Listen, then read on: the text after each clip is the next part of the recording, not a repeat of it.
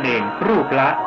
1,500 บาทหรือรับเป็นเจ้าภาพถวายภัตตาหารและน้ำปานะในชื่อบัญชีธนาคารโครงการบรรพชาการสะสมของฝุ่นโดยเฉพาะในพื้นที่17จังหวัดภาคเหนือที่มีพื้นที่ติดกับประเทศเพื่อนบ้านยังต้องเฝ้าระวังพิเศษช่วงวันที่30มีนาคมถึง5เมษายนแต่ระหว่างวันที่31มีนาคมถึง2เมษายนสถานการณ์อาจบรรเทาลงได้บ้างเนื่องจากสภาพอากาศเปิดมากขึ้นโดยพลเอกประยุทธ์จันทร์โอชานายกรัฐมนตรีและรัฐมนตรีว่าการกระทรวงกลาโหมกล่าวว่าในภูมิภาคอาเซียนพบจุดฮอตสปอตจำนวนมากโดยเฉพาะพื้นที่ภาคเหนือของประเทศไทยซึ่งเกิดจากการเผาวัชพืชโดยได้แก้ปัญหาโดยการจัดเวลาการเผาแต่ยังไม่สามารถทำได้เพราะเกษตรกรรายย่อยไม่มีเครื่องมือจึงสั่งการให้มีการคำนวณช่วงเวลาการเผาวัชพืชเพื่อไม่ให้มีการเผาพร้อมกันภูมิภาคของเราทางอาเซียนเอามาเปิดดูไปดูจุดแดงเลยถ้ามองจริงๆแล้วของเราก็เราว่าเยอะแต่เราก็ไม่อยากไปว่าใครทั้งสิ้นนะก็ต้องเห็นจุดแดงมันเต็มพืชไปหมดหนาของเราก็ตรงด้านเหนือหน่อยด้านเหนือภาคเหนือนะข้างล่างก็บางกันไปนิดนึงสิ่งที่สำคัญที่สุดคือมาตรการที่เรามีอยู่แล้วเดิมก็คือในเรื่องของการเผาวัชพืชเนี่ยนะเขาก็ได้มีการจัดเวลาในการเผาใช่ไหมไม่เผาเลยมันก็ยังไม่ค่อยได้มากนักเพราะว่าพวกรายย่อยพวกเกษตรกรรายย่อยที่เล็กน้อยไม่มีเครื่องจักรไม่มือไปทำอย่างอื่นทั้งนี้เราก็ให้คำนวณดูที่ว่าช่วงไหนเวลาไหนจะเผาเมื่อไหร่อย่างเดือนมกราน้ำตาหล่นบนดอย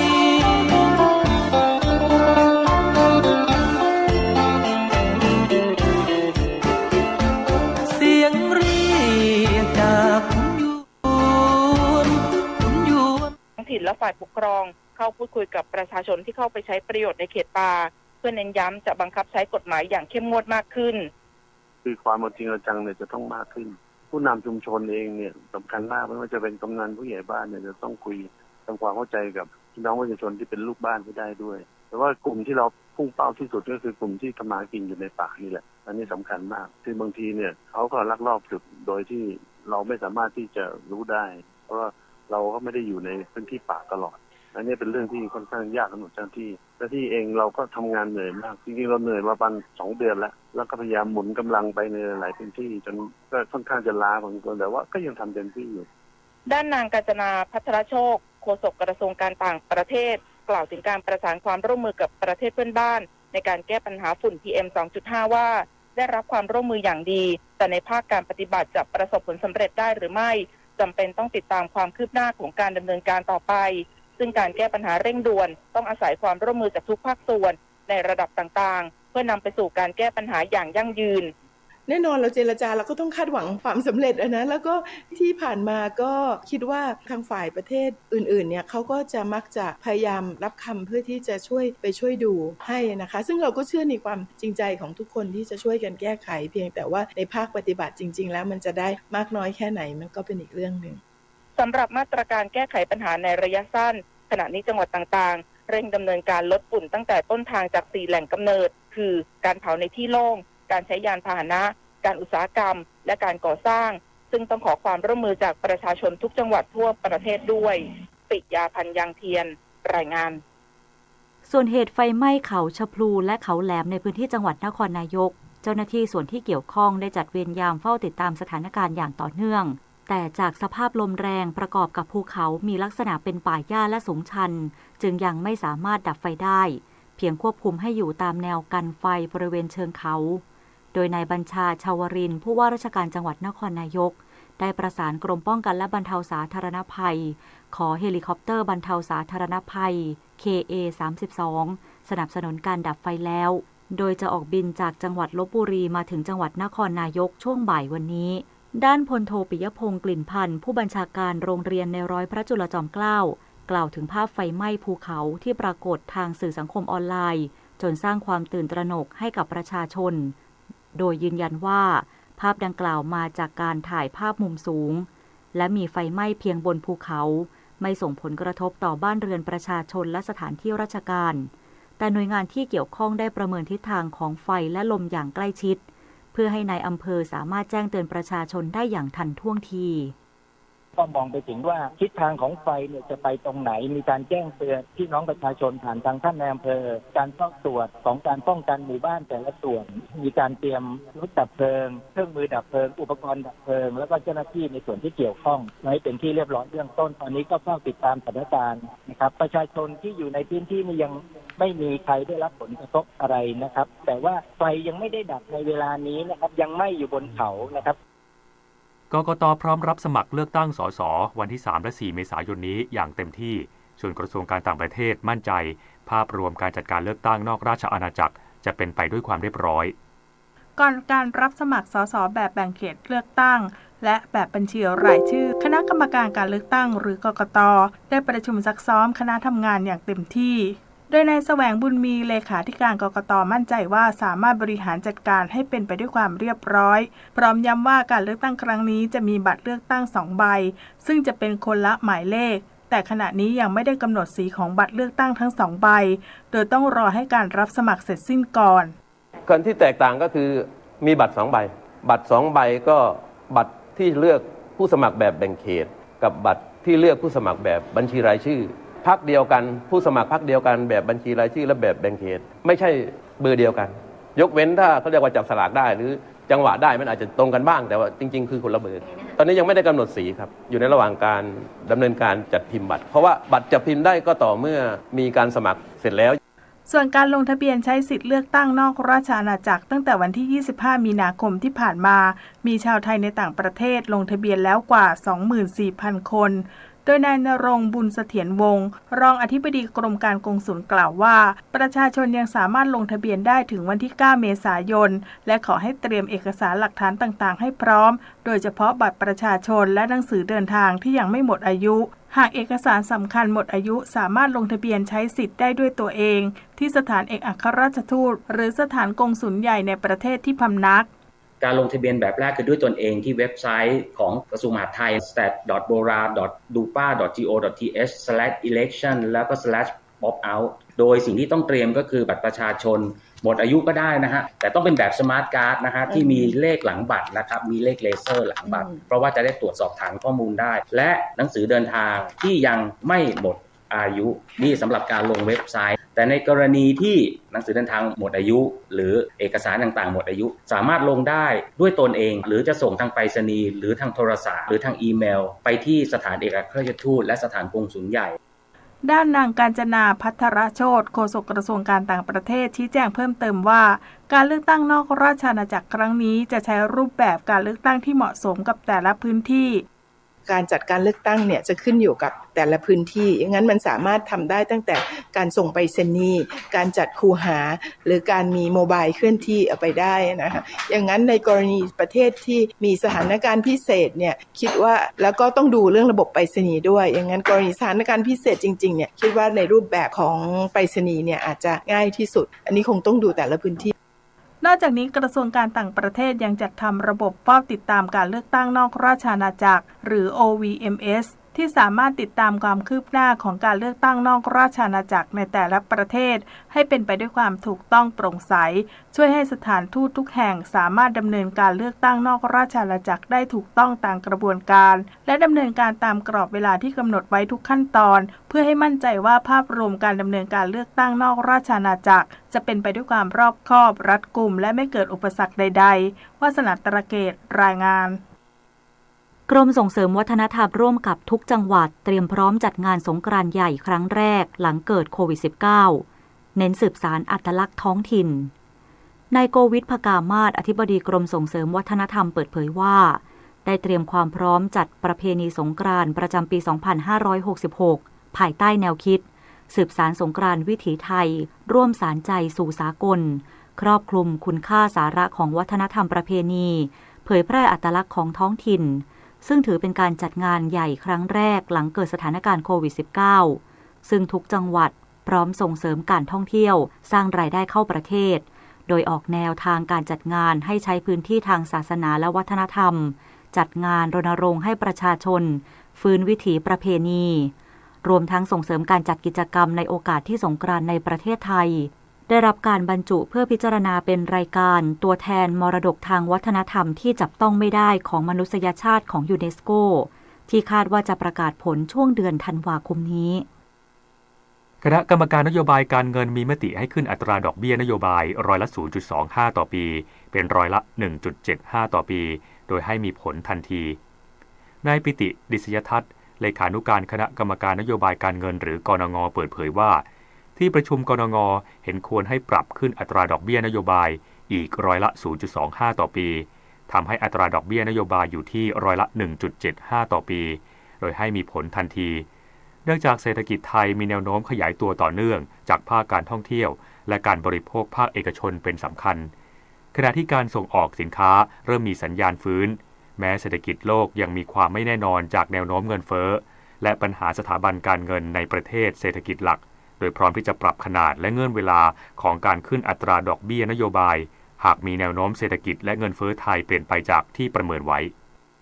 การเสนอตัวเป็นเจ้าภาพจัดงานเอ็กโป 2028 ภูเก็ตไทยแลนด์ของประเทศไทยคาดว่าจะทราบผลภายในเดือนมิถุนายนนี้พลเอกประยุทธ์จันทร์โอชานายกรัฐมนตรีและรัฐมนตรีว่าการกระทรวงกลาโหมกล่าวถึงการเสนอตัวเป็นเจ้าภาพจัดงานเอ็กโป 2028 ภูเก็ตไทยแลนด์โดยคาดว่าจะทราบผลในเดือนมิถุนายนนี้ซึ่งขณะนี้ประเทศไทยได้รับเสียงสนับสนุนจากหลายประเทศแล้วแต่ยังต้องหาเสียงสนับสนุนต่อเพื่อให้ผ่านการคัดเลือกหากประเทศไทยได้เป็นเจ้าภาพจัดงานครั้งนี้ถือเป็นโอกาสดีและได้รับประโยชน์ทั้งทางตรงและทางอ้อมเนื่องจากจะเป็นการตอบโจทย์ตามแนวทาง BCG พร้อมกับการเชื่อมเศรษฐกิจฝั่งอ่าวไทยและอันดามันหรือ Thailand Riviera เพื่อเพิ่มรายได้ให้กับประชาชนในพื้นที่วันนี้มูลนิธิแพทย์อาสาสมเด็จพระศรีนครินทราบรมราชชนนีหรือพอสวจะออกให้บริการประชาชนในพื้นที่จังหวัดตากที่หมู่ 10 บ้านดอกไม้สดตำบลแม่อุสุอำเภอท่าสองยางจังหวัดน่านที่หมู่ 1โรงเรียนบ้านดอนแก้วตำบลพระธาตุอำเภอเชียงกลางส่วนหน่วยทันตกรรมเคลื่อนที่เพื่อประชาชนด้อยโอกาสพอสวจะออกให้บริการประชาชนในพื้นที่จังหวัดเชียงรายที่หมู่ 5โรงเรียนป่าตึงพิทยานุกูลตำบลบ้านแซวอำเภอเชียงแสนจึงขอเชิญชวนประชาชนในพื้นที่ดังกล่าวไปรับบริการโดยไม่เสียค่าใช้จ่ายใดๆต่อจากนี้ไปขอเชิญรับฟังไทยคู่ฟ้ากระทรวงการท่องเที่ยวและกีฬาดำเนินการพัฒนาระบบอำนวยความสะดวกแก่ผู้เดินทางหรือ Ease of Traveling โดยต่อยอดจากระบบ Thailand Entry ซึ่งให้ข้อมูลเกี่ยวกับมาตรการและขั้นตอนการเดินทางเข้าไทยในช่วงการแพร่ระบาดของโรคโควิด -19 โดยในปี 2566 นี้จะเชื่อมต่อข้อมูลกับหน่วยงานต่างๆเพื่อเพิ่มประสิทธิภาพเช่นกระทรวงวัฒนธรรมเรื่องข้อมูลงานเทศกาลและงานประเพณีของไทยกรมศิลปากรเรื่องข้อมูลพิพิธภัณฑ์และอุทยานประวัติศาสตร์กรมป้องกันและบรรเทาสาธารณภัยเรื่องการรายงานสาธารณภัยประจำวันกรมอุตุนิยมวิทยาเรื่องการแจ้งเตือนสภาพอากาศโดยจะมีการวิเคราะห์ความพึงพอใจพฤติกรรมและความต้องการของนักท่องเที่ยวเพื่อพัฒนาแผนดำเนินการในปีต่อๆไปค่ะสื่อสารภารกิจรัฐบาลกับสำนักโฆษกสำนักเลขาธิการนายกรัฐมนตรีเราจะสืบสารรักษาและต่อยอดและครองแผ่นดินโดยธรรมเพื่อประโยชน์สุขแห่งอาณาราษฎรตลอดไปพระปฐมบรมราชโองการพระบาทสมเด็จพระเจ้าอยู่หัวในพระราชพิธีบรมราชาภิเษกเมื่อวันที่ 4 พฤษภาคม พุทธศักราช 2562 ข้าราชการต้องแยกเรื่องส่วนตัวออกจากตำแหน่งหน้าที่และยึดถือประโยชน์ส่วนรวมของประเทศชาติเหนือกว่าประโยชน์ส่วนตนสารประโยชน์ของชาติและปวงประชาอีกหนึ่งหัวข้อเรื่องจริยธรรมที่ข้าราชการพลเรือนทุกคนพึงควรปฏิบัติทำความดีเพื่อชาติไทยขณะนี้เวลา 7:15 นาทีต่อไปรับฟังข่าวต่างประเทศครับสำนักข่าวต่างประเทศรายงานโดยอ้างการเปิดเผยของประธานาธิบดีโวโลดิเมียร์ เซเลนสกี้ผู้นำยูเครนระหว่างการให้สัมภาษณ์กับสำนักข่าว AFP ที่ระบุว่าพร้อมเชิญให้ประธานาธิบดีสีจิ้นผิงผู้นำจีนเดินทางเยือนยูเครนหลังจากเมื่อไม่นานมานี้ผู้นำจีนเดินทางเยือนรัสเซียอย่างเป็นทางการและพบหารือกับประธานาธิบดีวลาดิเมียร์ปูตินผู้นำรัสเซียทั้งนี้ประธานาธิบดีเซเลนสกี้ไม่ได้สนทนากับประธานาธิบดีสีเลยนับตั้งแต่รัสเซียเปิดปฏิบัติการพิเศษทางทหารในยูเครน เมื่อเดือนกุมภาพันธ์ปีที่แล้วขณะที่การเดินทางเยือนรัสเซียครั้งล่าสุดของประธานาธิบดีสีได้มีการผลักดันแผนสันติภาพ 12 ข้อของรัฐบาลจีนเพื่อคลี่คลายวิกฤตในยูเครนอย่างไรก็ตามประธานาธิบดีเซเลนสกี้ยืนยันว่าการเจรจาสันติภาพกับรัสเซียจะเกิดขึ้นก็ต่อเมื่อรัสเซียถอนทหารทั้งหมดออกจากดินแดนของยูเครนแล้วเท่านั้นนายราฟาเอล กรอซี่ผู้อำนวยการทบวงการพลังงานปรมาณูระหว่างประเทศหรือ IAEA ซึ่งอยู่ระหว่างลงพื้นที่โรงไฟฟ้านิวเคลียร์ซาปอริเซียของยูเครนที่ในเวลานี้อยู่ภายใต้การยึดครองของรัสเซียเปิดเผยว่าเขากำลังหาแนวทางความปลอดภัยสำหรับโรงไฟฟ้านิวเคลียร์ซาปอริเซียซึ่งเป็นที่น่าพอใจกับทั้งรัสเซียและยูเครนหลังพบว่ากิจกรรมทางทหารรอบพื้นที่ของโรงไฟฟ้านิวเคลียร์แห่งนี้เพิ่มมากขึ้นทั้งนี้ยูเครนและรัสเซียต่างกล่าวหาว่าอีกฝ่ายโจมตีโรงไฟฟ้านิวเคลียร์ซาปอริเซียซึ่งเป็นโรงไฟฟ้านิวเคลียร์ที่ใหญ่ที่สุดในยุโรปท่ามกลางความกังวลของหลายฝ่ายว่าอาจจะเกิดหายนะนิวเคลียร์ขณะที่นายกรอซี่หวังว่าทั้งสองประเทศจะเห็นชอบกับหลักการความปลอดภัยของโรงไฟฟ้านิวเคลียร์แห่งนี้สำนักข่าวต่างประเทศรายงานว่าคณะรัฐมนตรีของซาอุดีอาระเบียมีมติรับรองบันทึกความเข้าใจว่าด้วยการให้ซาอุดีอาระเบียเป็นประเทศคู่เจรจาขององค์การความร่วมมือเซี่ยงไฮ้หรือ SCO ที่ประกอบด้วยจีนรัสเซียอินเดียปากีสถานคาซัคสถานคีร์กิสถานอุซเบกิสถานและทาจิกิสถานทั้งนี้การที่ซาอุดีอาระเบียมีสถานะเป็นคู่เจรจาของ SCO เป็นผลมาจากการพบหารือระหว่างเจ้าชายโมฮัมเหม็ดบินซัลมานมกุฎราชกุมารและนายกรัฐมนตรีแห่งซาอุดีอาระเบีย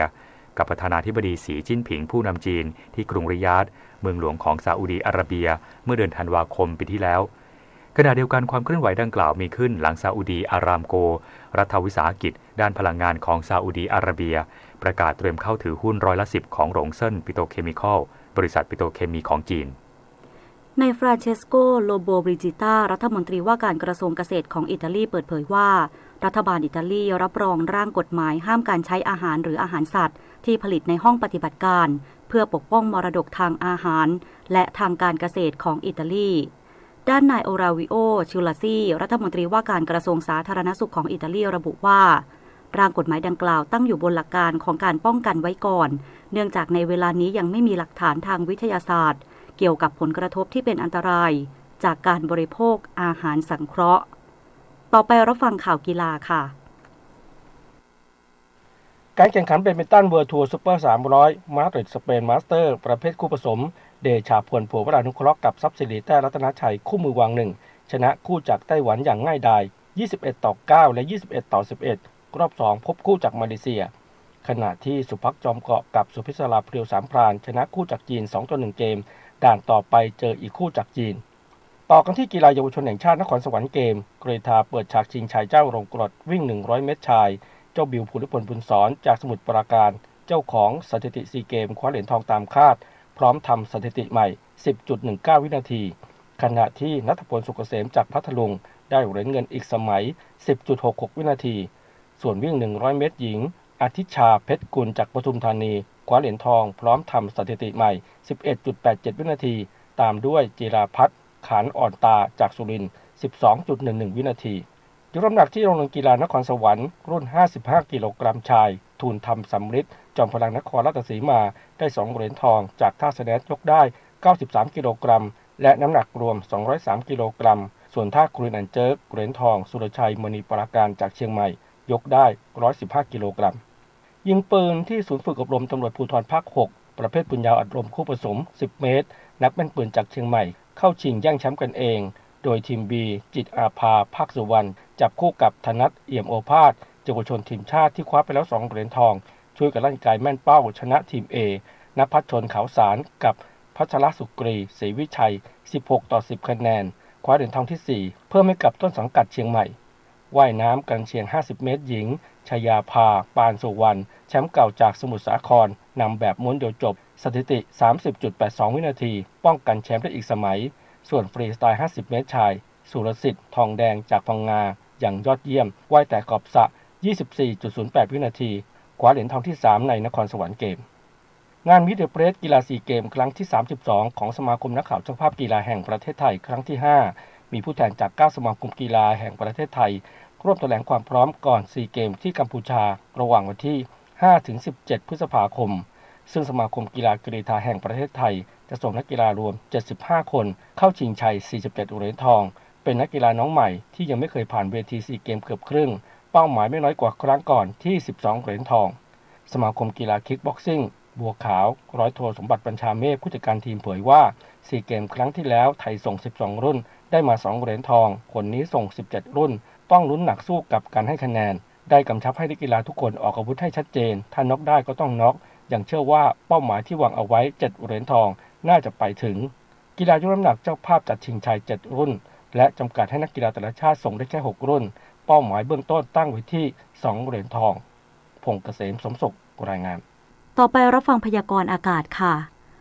กรมอุตุนิยมวิทยารายงานพยากรณ์อากาศทั่วไปหย่อมความกดอากาศต่ำเนื่องจากความร้อนปกคลุมภาคเหนือตอนล่างด้านตะวันตกของภาคตะวันออกเฉียงเหนือ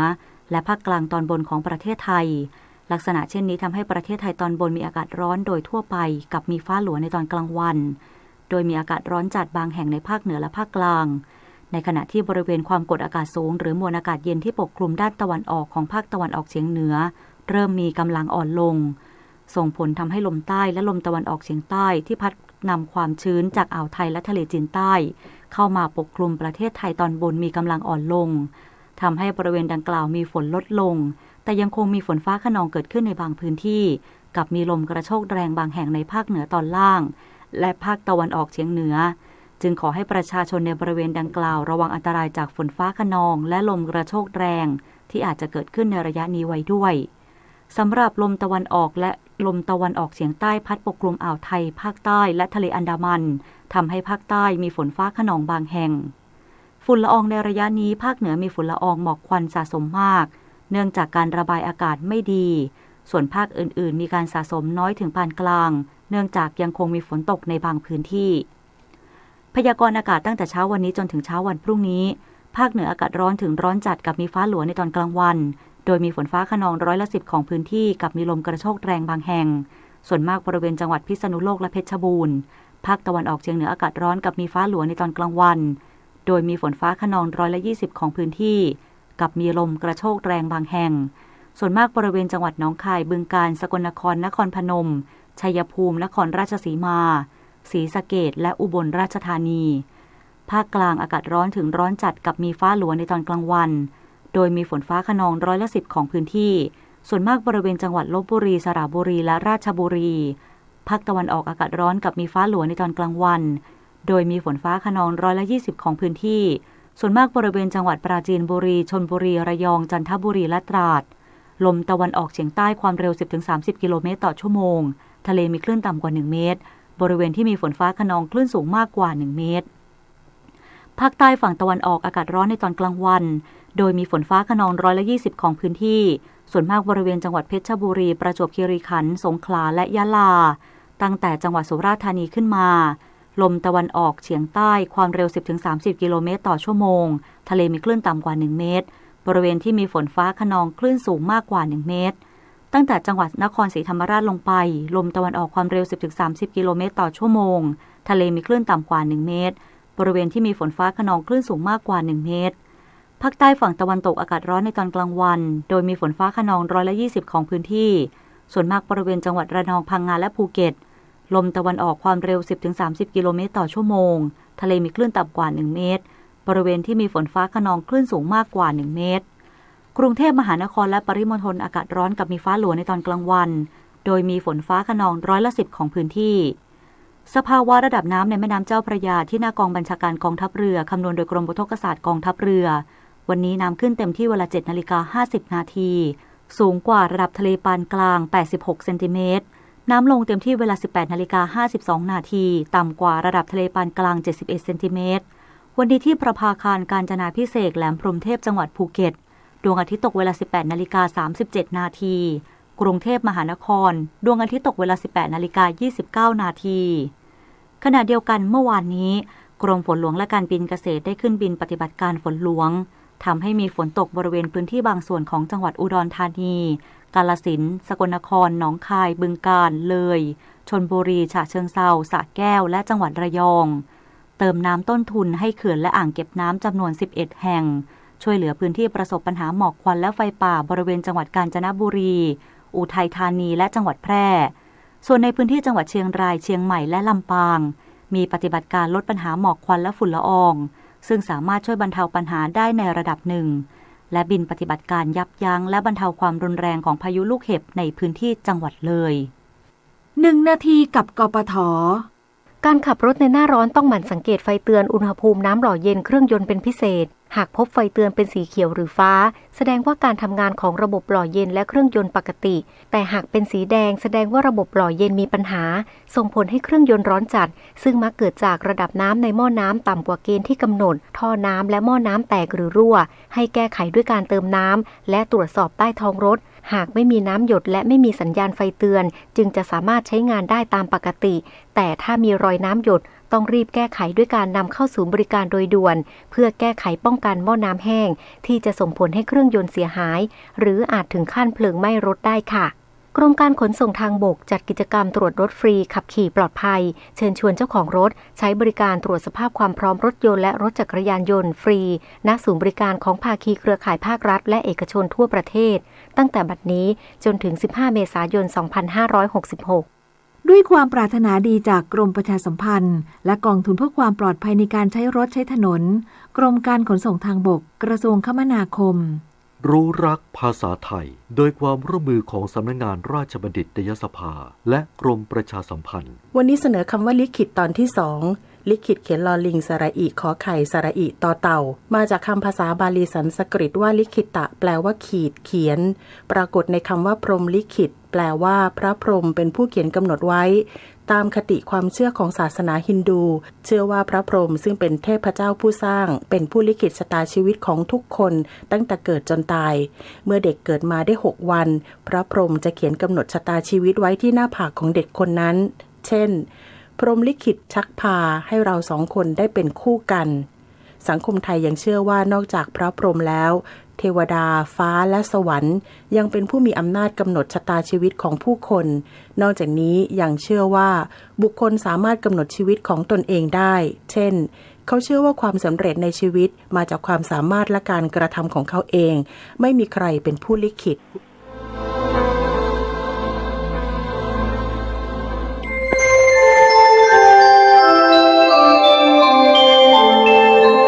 ขณะนี้ท่านกำลังฟังสถานีวิทยุกระจายเสียง FM 104.5 เมกะเฮิรตซ์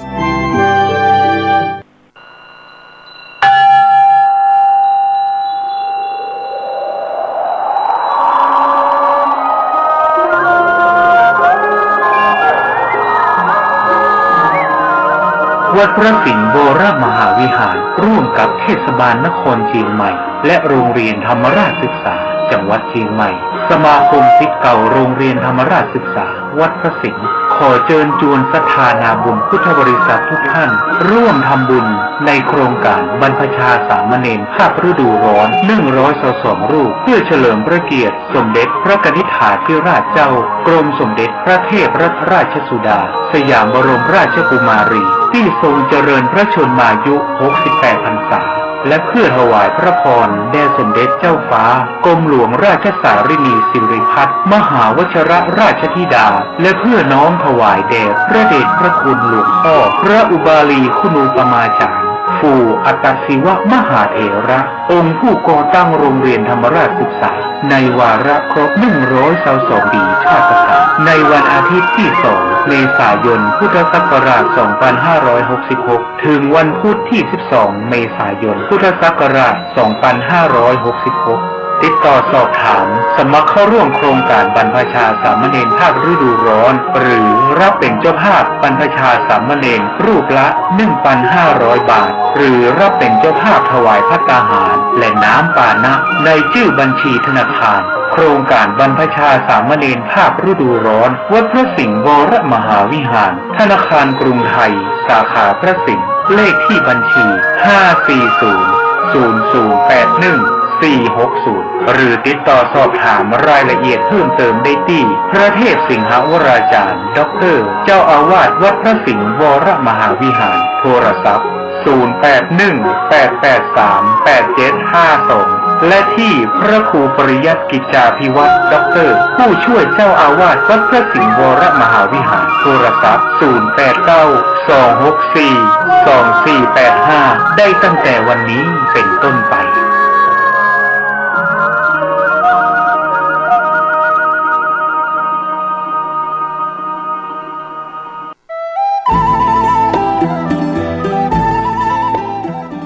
ข่าวสารเพื่อการประชาสัมพันธ์ขอเชิญชวนผู้ใจบุญร่วมสร้างทางสู่สวรรค์ตามรอยแห่งเท้ามัคควานเชิญท่านผู้ใจบุญร่วมทำบุญทอดผ้าป่าสร้างถนนคอนกรีตเสริมเหล็กเข้าสู่สำนักสงฆ์เทพนิมิตรบ้านเปียนตำบลเทพเสด็จอำเภอดอยสะเก็ดจังหวัดเชียงใหม่ถนนส่วนที่ขาดงบกว้าง3 เมตรยาว622 เมตรรวมเป็นระยะทาง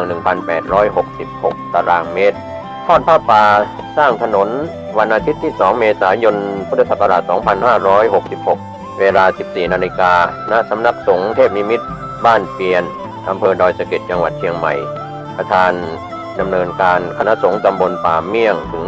เทพเสด็จคณะสงฆ์อำเภอดอยสะเก็ดคลื่นสีขาวพระครูชลทานพิทักษ์พระครูศรีปทุมรักษ์ท่านที่จะทำบุญออนไลน์ผ่านเลขที่บัญชีธนาคาร 020-154-602-913 ชื่อกองทุนพัฒนาสำนักสงฆ์เทพนิมิตรบ้านเปียน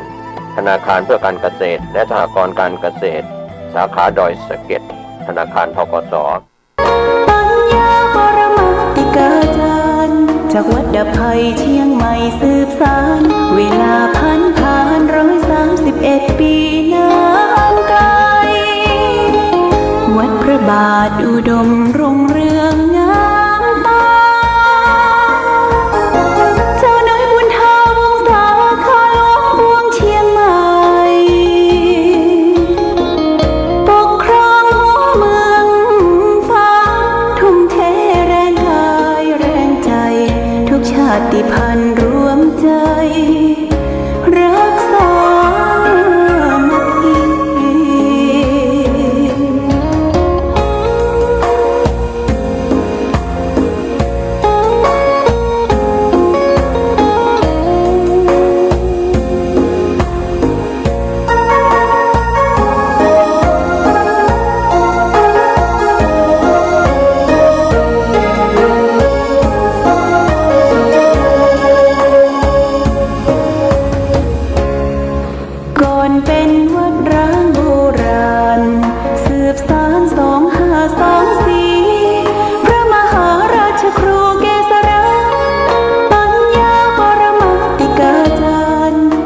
ดับภัยเชียงใหม่สืบสานเวลาผ่าน131 ปีนานไกลวัดพระบาทอุดมรุ่งเรืองงามตาเจ้าน้อยบุญธาวงศาคาหลวงพวงเชียงใหม่ปกครองหัวเมืองฟ้าทุ่มเทแรงกายแรงใจทุกชาติพันธุ์รวมใจรักษา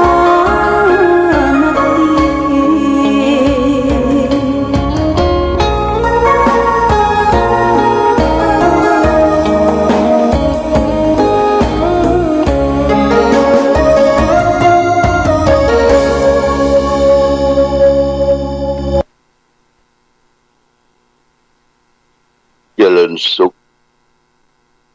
ศรัทธาสาธุชนญาติโยมท่านพุทธบริษัททั้งหลายวันนี้รายการธรรมประทีปส่องต่างก็ได้มาพบปะกับพ่อแม่พี่น้องศรัทธาสาธุชนญาติโยมแห่งครั้งหนึ่งวันนี้เป็นวันพฤหัสบดีที่30 เดือนมีนาคมพุทธศักราช 2566 ซึ่งตรงกับเดือน7เหนือเดือน5ใต้ขึ้น9ค่ำญาติโยมนะวันนี้อากาศนิ่งสงบเนาะก็ อนเจ้านี่นะอากาศนิ่งสงบคือบ่มีลมพัดพาผ่านแต่ประการใดทางกรมอุตุนิยมวิทยาก็บอกว่าภาคเหนือภาคอีสานก็จะมีฟ้าฝนอยู่เป็นย่อมๆเป็นบางที่ก็บ่นักบ่หนาฟ้าป้านสักเท่าใดและควันไฟ PM.25 ก็เกิดขึ้นไปทั่วญาติโยมเต็มบ้านเต็มเมืองไฟป่าก็ไม่ดอยไม่ภูเขาแล้วก็พออย่างยิ่งสำคัญยิ่งคือเราบ่เผาป่าว่าได้เดินทางไปที่จังหวัดเชียงใหม่ไปร่วมประกอบพิธีรับพระบัญชาสมเด็จพระสังฆราชรองเจ้าคณะจังหวัดเชียงใหม่และพิธีมอบใบก่าตั้งรักษาการเจ้าคณะจังหวัดเชียงใหม่ก็ได้ปิกมาถึงฝั่งก็ประมาณสักเกือบจาก1 ทุ่มญาติโยมตะวันนะหมอกฟ้าควันไฟอันอย่างก็เต็มไปทั่วเราก็ต้องรอฟ้ารอฝนรอลมที่จะมาพัดพาเอาสิ่งที่มันบ้านเมืองเอาไปญาติโยมท่านสาธุชนทั้งหลายในช่วงนี้ก็ทำให้เกิดไอเป็นหวัดต่างๆเราก็ต้องรักษาสุขภาพร่างกายของพ่อของแม่ของศรัทธาญาติโยมไปที่ไหนก็คือมีแมสมีอย่างปิดปากปิดจมูกไปเพราะว่าอากาศมันยังบ่ค่อยจะดีเท่าที่ควรนะบ่ค่อยที่จะดีเท่าที่ควรก็ต้องระมัดระวังกันไปแต่วันนี้วันที่30ใกล้สิ้นเดือนของเดือนมีนาคมวันที่31ก็สิ้นเดือนวันพรุ่งนี้สิ้นเดือนในช่วงนี้ก็จะมีงานทำบุญฉลองนั่นฉลองนี่แล้วก็ที่เป็นงานประเพณีก็คืองานบวชสร้างรองญาติโยมบวชสร้างรองของวัดวาอารามต่างๆของพี่น้องชนชาติชาวไทยใหญ่วันนี้ก็ดูเหมือนจะเป็นวัดจองออกและก็วัดบ้านโพทองบ้านลานใน2 ที่นะอันนี้บวช2 ที่วัดจองออกก็ที่1แล้วก็วัดบ้านไรที่1แล้วก็ทำหลายที่อยู่ที่ญาติโยมได้ยินเสียงก้องเสียงมองเสียงก้องเสียงกองเสียงมองต่ำเข้าเสียงผู้เจ้าเทศธรรมอันนี้เป็นสิ่งที่เสียงเป็นมงคลพอเท้าถึงการบวชสร้างรองนี่พี่น้องญาติโยมชาวไทยใหญ่มีฮีดมีหอยตั้งเดิมคือลูกบ่าวตัวน้อยอายุ5 ขวบ 7 ขวบพอที่รู้เดียงสารู้กรรมคนก็จะพาพักนำเข้ามาพักพาอาศัยที่ในวัดแล้วก็คือทุเจ้าพระสงฆ์ได้อบรมพร่ำสอนไหว้พระสวดมนต์ถวายเข้าพาลาพระเจ้าถ้าวัดใดที่มีหลายก็จะได้เห็นพระน้อยเต็มนักแล้วก็จะมีเสียงเจ้าเป็นเสียงของพระของเนรที่ได้ถวายเข้าพาลาเข้าพระเจ้าเสียงก้องเสียงกองเสียงมองต่ำเข้าเสียงผู้เจ้าเทศธรรมเสียงก้องเสียงกองนี่ก็พอมีมาอยู่เพราะว่าพี่น้องชาวไทยไปที่ไหนเพิ่นเอาก้องเอามองไปโดยนะเป็นการสืบสานวัฒนธรรมประเพณีเพราะว่าจะไปอยู่สวน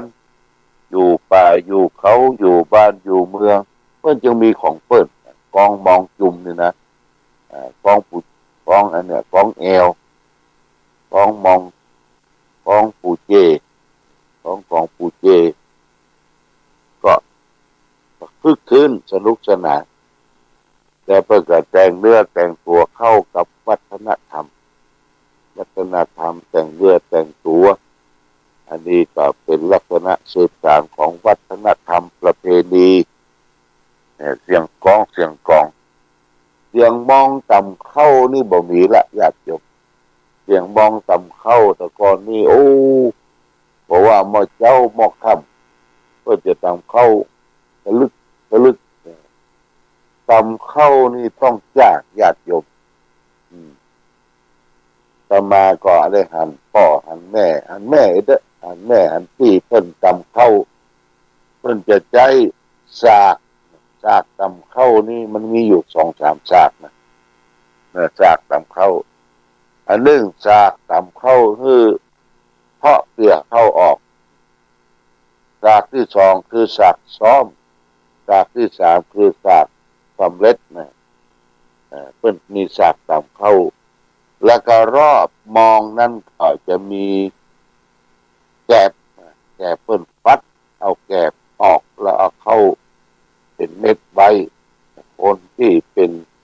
สุภาพสตรีต้องฟัดเข้าจ้างแล้วก็ไก่ก็ไปชอบกินตามหิมมองตามอย่างเต็มไปหมดนี่คือมองบะเดี๋ยวนี้ก็บ่ค่อยล่ำหันละเนาะเพิ่นจะเอามาตำสไตล์จีนตามอย่างประเด็นยังมีอยู่เสียงกลองเสียงมองตามเข้าและเสียงผู้เจ้าเทศธรรมแต่ก่อนนี้ผู้เจ้าพระสงฆ์อยู่วัดวาอารามสอนพระน้อยขนมเทศธรรม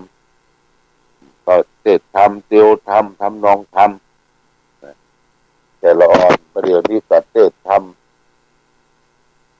บ่ค่อยจะมีละญาติโยมเทศธรรมสมัยก่อนจะต้องเทศด้วยตัวล้านนาตัวเมืองพอเราไปอยู่วัดเป็นกระโยมนี่จะเพิ่นจะบังคับให้เรียนตัวร้านนาก่อนตัวเมืองก่อนกะคะงะจะยะละตะละทะละนะอักขระพยัญชนะตัวล้านนาถ้าเรียนตัวอักขระตัวล้านนาจบก็จะแจกไม้กะกีแจกไม้ผสมไม้แล้วก็เขียนชื่อวัดชื่อนามชื่อนั่นชื่อนี่อ่านได้เขียนได้นี่คนแล้วก็จบตัวเมืองละตัวเมืองตัวล้านนานี่เป็นตัวภาษาเพิ่นเรียนมาก็จะใจเป็นคาถาเขียนพ่องคาถาสืบสานตำรับตำรายาโบราณในสมุดข่อยในสมุดปับษาในล้านในใบลานป้องเนี่ยมีประโยชน์ที่จะได้ค้นคว้าประเด็นต้องศึกษาญาติโยมอันนี้เสียงกลองเสียงมองต่ำเข้าเสียงผู้เจ้าเทศธรรมเสียงผู้เจ้าเทศธรรมประเดี๋ยวนี้ก็เกิดขึ้นจากเขาได้ยินฟังธรรมะจากผู้เจ้าประสงค์ที่แต่ละท่านละองค์พัดเปลี่ยนกันมาเทศธรรมออกอากาศทางวิทยุทางขึ้นอย่างตังเฮานี่ก็ขึ้นสีขาวนี่เพื่อก็จะรีเลย์หากันที่เป็นลักก็ขึ้นวัดสายหินขึ้นวัดพระธาตุดอยสุเทพอันนี้ก็ออกอากาศทั้งตอนเช้าตอนกลางคืนตอนกลางวันก็จะมีการแชร์กันแล้วก็เกาะเครือข่ายกันอย่างที่ตั้งวัดพระบาทอุดมนี่ก็ขึ้น 100.25 อยู่ที่พื้นวิหารพระเจ้าละแข่งดีจันทร์หนุ่มนี่มันบ่ถูกไฟไหม้จันทร์บนไหม้หมดนะก็ได้ออกอากาศอยู่ตั้งแต่ไฟไหม้มาก็ทางครูบาอาจารย์เจ้าของสถานีก็เกาะเอาขึ้นเนี่ย ออกกระจายเสียงแผ่ไปหลายที่หลายทางก็เป็นผลสะท้อนย้อนที่เขาได้รับทราบว่ามีคนฟังธรรมะมีคนฟังธรรม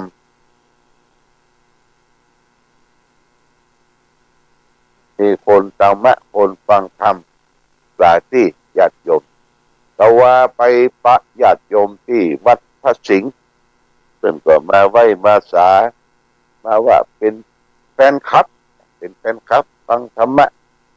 ซึ่งของท่านพระครูอภิวัตร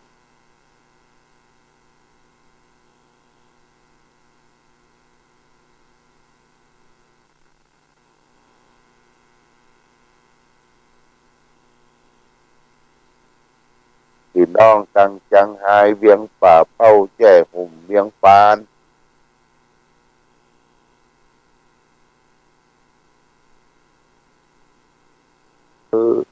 เข้าใจเป็นหลักธรรมะพื้นเพที่เราได้สื่อสารออกไปคือแก่พ่อแม่พี่น้องศรัทธาพี่น้องทางบ้านเฮาในทางตาบักแกงหลายกกทั้งหลายตาตอนก็ฟังกันนักญาติโยมทางบ้านเฮาอำเภอฝางทางนอแล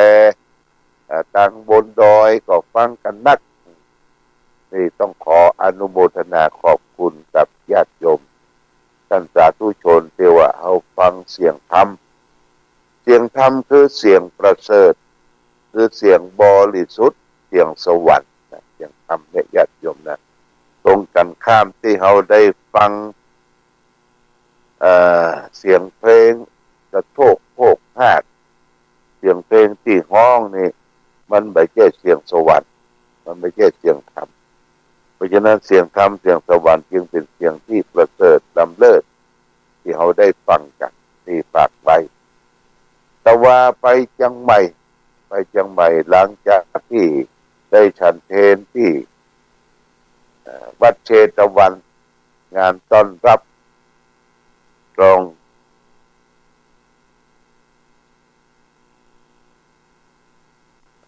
ประเทศมังคลาจารย์รองจังหวัดเชียงใหม่วัดท่าตอนก็ได้รับพระบัญชาแต่งตั้งคือรักษาการเจ้าคณะจังหวัดเชียงใหม่หลังจากฉันเป็นที่นั้นก็จะได้ไปร่วมในการมอบไปจัดตั้ง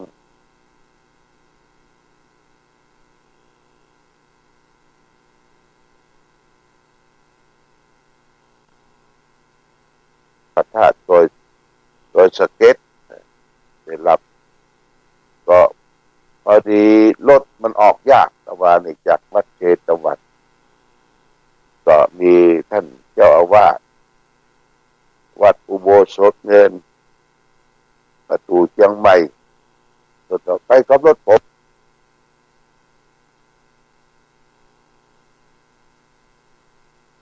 สุพรรณประตูเมืองเชียงใหม่ไปดูแล้วโอ้เพิ่นสร้างวัดอลังการโดยเงินตีแผ่นเงินเป็นสร้างอุโบสถทั้งมุงหลังคาทั้งหลายๆเรื่องก็เรียบร้อยญาติโยมเรียบร้อยแล้วก็ทำเพื่อดูผู้คนเดี๋ยวกันเด้อรับโทรศัพท์ก่อน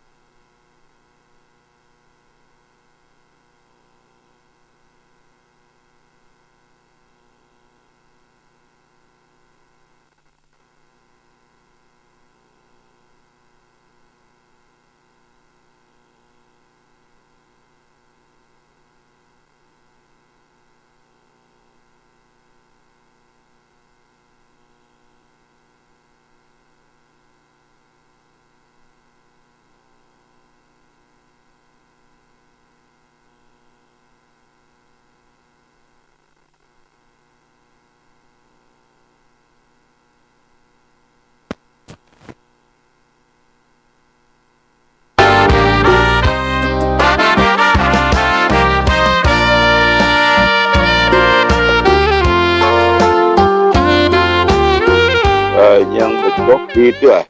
ผู้แล้วก็ท่านอาจารย์มหาบุญเกศท่านพระครูศรีทวัชโสพล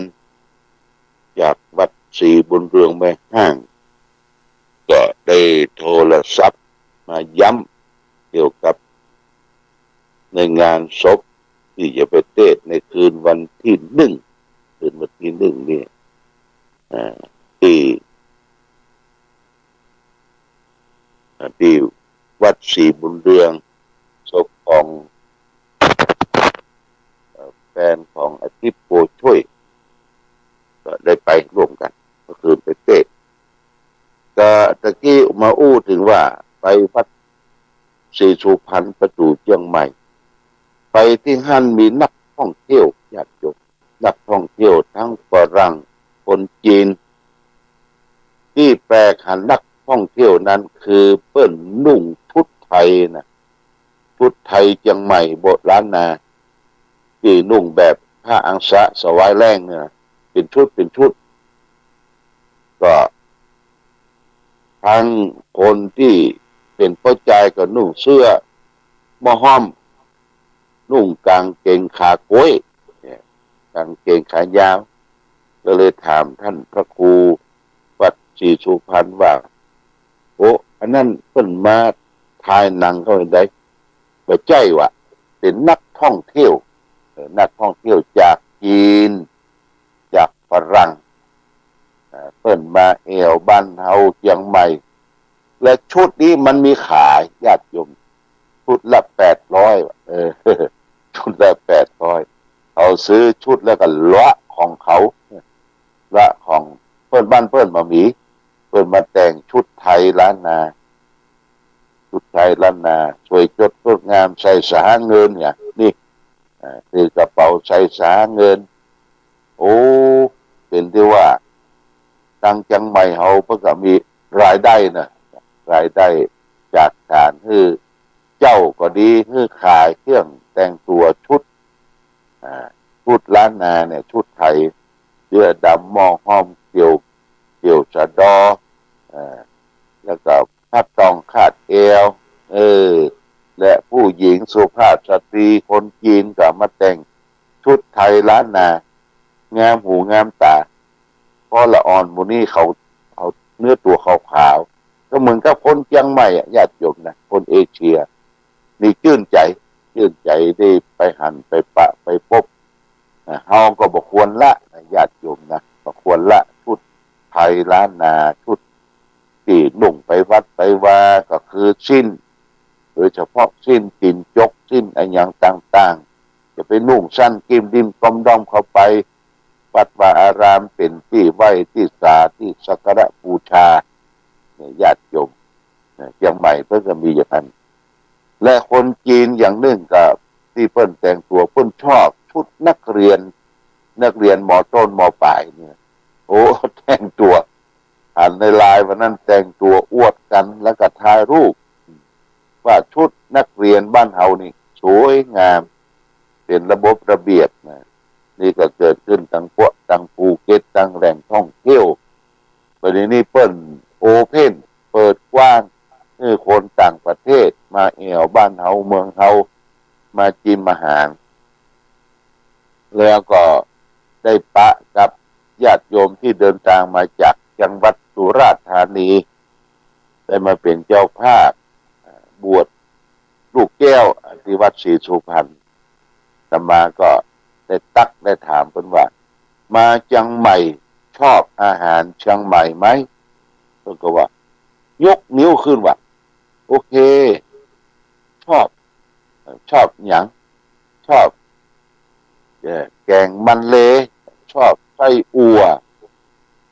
แล้วก็ชอบแกงแค่แล้วก็นอกจากนั้นก็ชอบน้ำพริกอ่อง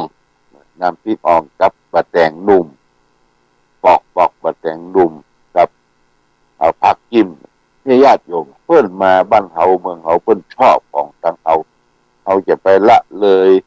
จะไปกินของอย่างอื่นบางคนนี่ไปเข้าร้านใหญ่ไปกินพิซซ่า ไปกินพิซซ่าไปกินอะไรอย่างอาหารฝรั่งในญาติโยมลูกหลานจะไปกินอย่างนั้นก็ทำให้อ้วนนะเพราะมันมีแป้งมีอย่างนักสู้อาหารบ้านเฮาบ่ได้แล้วนอกจากนั้นก็มีคนต่างชาติคนหนึ่งก็คือคนจีนแล้วก็ผสมกับฝรั่งเศสก็ถามยกนี่ว่าอาหารไทยนี่ very good พุทธไทยนี่ very good พุทธคืออาหาร very good นี่ก็ดีมากชอบตำมักละกอชอบตำบุกล้วยเต๊ดว่านะเปิดมาเอี่ยวบ้านเรารักษาเนื้อญาติ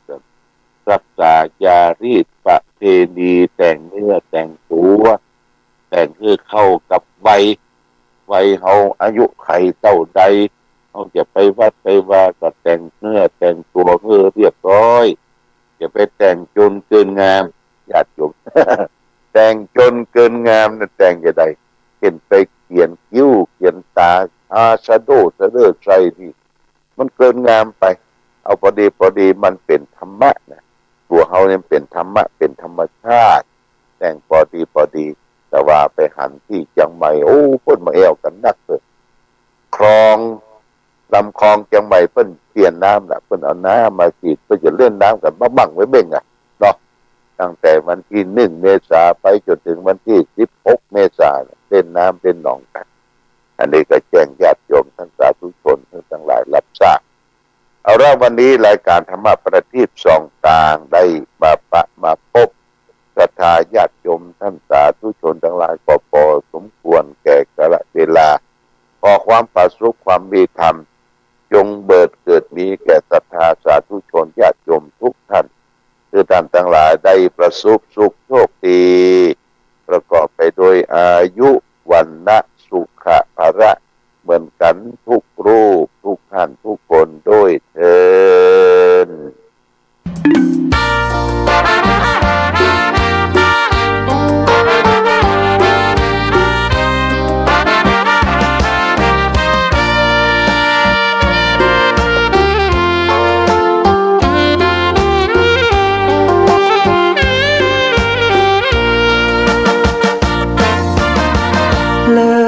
ด ฟ้านภาลัยก้องไปทั่วเขตสยามน้ำสามผิวงดงามยามได้มาโยนดินมเหสีแห่งเมืองฝางน้ำผิวสวยทั่วถิ่นร่ำลือทั่วท้องทันโสภินยิ่งกว่านางใดสามกาลเวลาสีผิวนางเปลี่ยนแปลไปในทุกช่วงยามเลิศล้ำอำไพเปรนพิษไทยไหลงดงามหนึ่งในสยามพระนางสามผิวยิ่งธงชาติและเพลงชาติไทยเป็นสัญลักษณ์ของความเป็นไทยเราจงร่วมใจยืนตรงเคารพธงชาติด้วยความภาคภูมิใจในเอกราชและความเสียสละของบรรพบุรุษไทยประเทศไทยรวมและเชื้อชาติไทยเป็นประชารัฐผ้าไทยของไทยทุกส่วนอยู่ดำรงคงไว้ได้ทั้งมวลด้วยไทยล้วนหมายรักษาพันยินไทยนิรักสงบแต่ถึงรบไม่กล้าเอกราชจะไม่ให้ใครคุกคีสละเลือดทุกอย่างเป็นชาติทะเลพระดวงประเทศชาติไทยต้องเวทีชัยชโย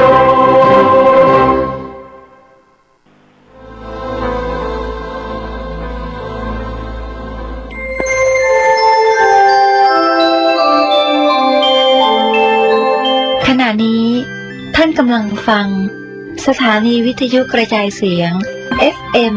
104.5 เมกะเฮิรตซ์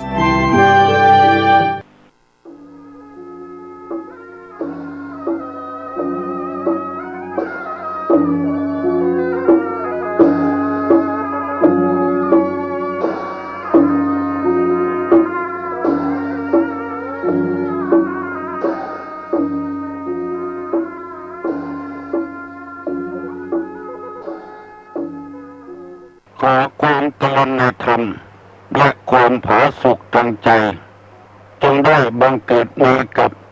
ท่านสาธุชนคนดีทุกท่านพร้อมกันนี้เวลานี้ขอยกมือกราบอาราธนาพระคุณพระศรีรัตนตรัยคือคุณของพระพุทธพระธรรมพระสงฆ์คุณของบิดามารดาผู้ให้กำเนิดคุณของครูบาอาจารย์ผู้ประสิทธิ์ประสาทวิชาความรู้สิ่งศักดิ์สิทธิ์ทั้งหลายมีพระบรมธาตุเจ้าโดยสุเทพและครูบาเจ้าศรีวิจัยเป็นต้นขอกราบอาราธนาเจริญจวนมาปกปักรักษาพ่อแม่พี่น้องปู่ย่าตายายป้าอ้อยแม่อ้อยพี่ป้านาอาสัตตาสนิบาลตันเข้าลูกเต้าหลานเหลนป้าหนานป้าน้อยทุกคนทุกท่านที่ได้มาปกปักรักษาท่านทั้งหลายให้มีความสุขกายและสุขใจเหมือนกันกูคู่กูคนตลอดกาลนานแต่คืนนี้ฝนตกเลยเป็นวัดไอขึ้นมาทำกับท่านสาธุชนทั้งหลายกูคนมันเป็นไปคนเดียวมันไม่ได้แต่งไม่ได้แปลงเอาก่อนที่จะได้ดำเนินรายการต่อไปนั้นขอเชิญชวนมวลท่านมิตรเก้าสหายคำญาติธรรมทั้งหลายได้ไหว้พระเจ้าพระธรรมพระสงฆ์เอามาเป็นสรณะเป็นที่พึ่งเพื่อเป็นสิริมงคลกับตัวกับครอบครัวและสังคมต่อไปพร้อมใจกันเนอะอะระหังสัมมาสัมพุทโธภควาพุทธังภควันตังอภิวาเทมิลาภสวากขาโตภควตาธัมโมธัมมังนัมมัสสามิกราบสุปฏิปันโนภควโตสาวกสังโฆสังฆังนะมามิกราบพันธัมมยังพุทธัสสะภควโตบุปาภะคณมะกะลังกะโลมะเสนะโมตัสสะภะคะวะโตอะระหะโตสัมมาสัมพุทธัสสะนะโมตัสสะภะคะวะโตอะระหะโตสัมมาสัมพุทธัสสะนะโมตัสสะภะคะวะโตอะระหะโตสัมมาสัมพุทธัสสะพุทธังสรณังคัจฉามิธัมมังสรณังคัจฉามิสังฆังสรณังคัจฉามิตุติยัมปิพุทธังสรณังคัจฉามิตุติยัมปิธัมมังสรณังคัจฉามิตุติยัมปิสังฆังสรณังคัจฉามิตติยัมปิพุทธังสรณังคัจฉามิตติยัมปิธัมมังสรณังคัจฉามิตติยัมปิสังฆังสรณังคัจฉามิอิติปิโสภะคะวะอะระหังสัมมาสัมพุทโธวิชชาจารณะสัมปันโนสุขโตโลกวิทูอนุตตโลปุริสะธรรมสารถิสัทธาเทวะมนุษย์สานังพุทโธภควาติ สวากขาโตภควตาธัมโมสันติติโกอากาลิโกเอหิปัสสิโกโอปะนะยิโกปัจจัตตังเวทิตาโพวินโยหิเตโสปฏิปันโนภควโตสาวกสังโฆอุจุปฏิปันโนภควโตสาวกสังโฆญาญาปฏิปันโนภควโตสาวกสังโฆสามิจิปฏิปันโนภควโตสาวกสังโฆญาติตังจัตตาริปุริสะยุคานิอัฏฐะปุริสะปุคลาเอสะภควโตสาวกสังโฆอาหุไนโย ปาหุนายโยทักขินายโยอัญจลิกาลนิโยอนุตตะลังปุญญเขตังโลกัสสาติกราบหนึ่งกราบสองกราบสามได้ไหว้พระเจ้าไหว้พระธรรมไหว้พระสงฆ์เป็นสาระเป็นที่ปึงเพื่อเงื่อเป็นสิริมงคลแล้วต่อไปนี้เกียมตัวเกียมใจพร้อมใจกันฟังธรรมะอันเป็นคำสอนในทางพระพุทธศาสนา หลังจาก6 โมงเก่งไปแล้วตุลงจะเปิดโอกาสให้พี่ให้น้องพ่อเฒ่าแม่เฒ่าบุ้ยแม่อุ้ยลูกเต้าหลานเหลนได้สนทนาได้ตอบปัญหากันกับตุลงระยะนี้ก็พยายามฟังไปก่อนพวกนี้เป็นคำสอนมีหลายคนบอกว่าตั้งแต่ฟังตุลงมากุเจ้านี่ใจเย็นลงไปแล้วก็ม่วนใจตอยครอบครัวก็เย็นลงไปถ้าทำอย่างใดอย่างนี้ตลอดไปก็ดีแล้วคนเฮานี่มันบ่มีอย่างแล้วครอบครัวเดียวกันผัวเมียกันลูกเต้ากับพ่อกับแม่พ่อเมียแม่พ่อผัวแม่ผัวไปหน้างอคอหักใส่กันมันมีความสุขพยายาม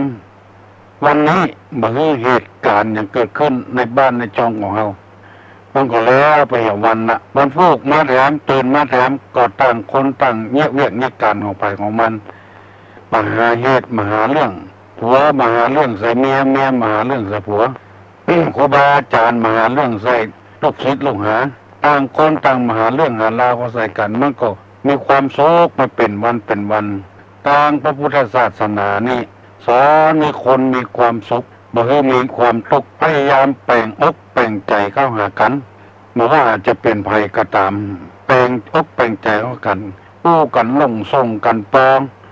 เฮาเคยอู้บ่ม่วนใส่เมียอู้บ่ม่วนใส่ผัวก็แปลงอกแปลงใจมันบังคับได้จิตใจเฮานี่คนอื่นบังคับบ่ได้วันนี้จะเอากรรมบะเก่าสุภาษิตมาเล่าให้พี่น้องทั้งหลายฟังถ้ามาแปลเป็นคำสอนแล้วก็จัดดีจัดม่วนโบราณเป็นว่าไม้อ่อนบ่ฮ้อนหักคนวักงูอ่อนย่อมอ่อนน้อมไม้อ่อนบ่ฮ้อนหักคนวักย่อมอ่อนน้อมหมายความว่าจังไดลมพัดตะวานี่กิ่งไม้แข็งๆนี่หักปูดลงไม้อ่อนๆอย่างใบคานี่มันลู่ไปตามลมมาหักสักใบอันนี้เป็นคำสอนเพราะว่าคนเฮานี่ถ้าคนฉลาดย่อมอ่อนน้อมถ่อมตนคนบ่ฉลาดนี่คนบ่ฉลาดคือคนจะใดก็เป็นแบบคนเดียวย่อมอดตดบ่ถ่อมตดเอาตัวดีตลอดเวลาบ่อ่อนเอ็นบ่ผ่อนท่านสาธุชนทั้งหลายเหตุการณ์ตั้งวัน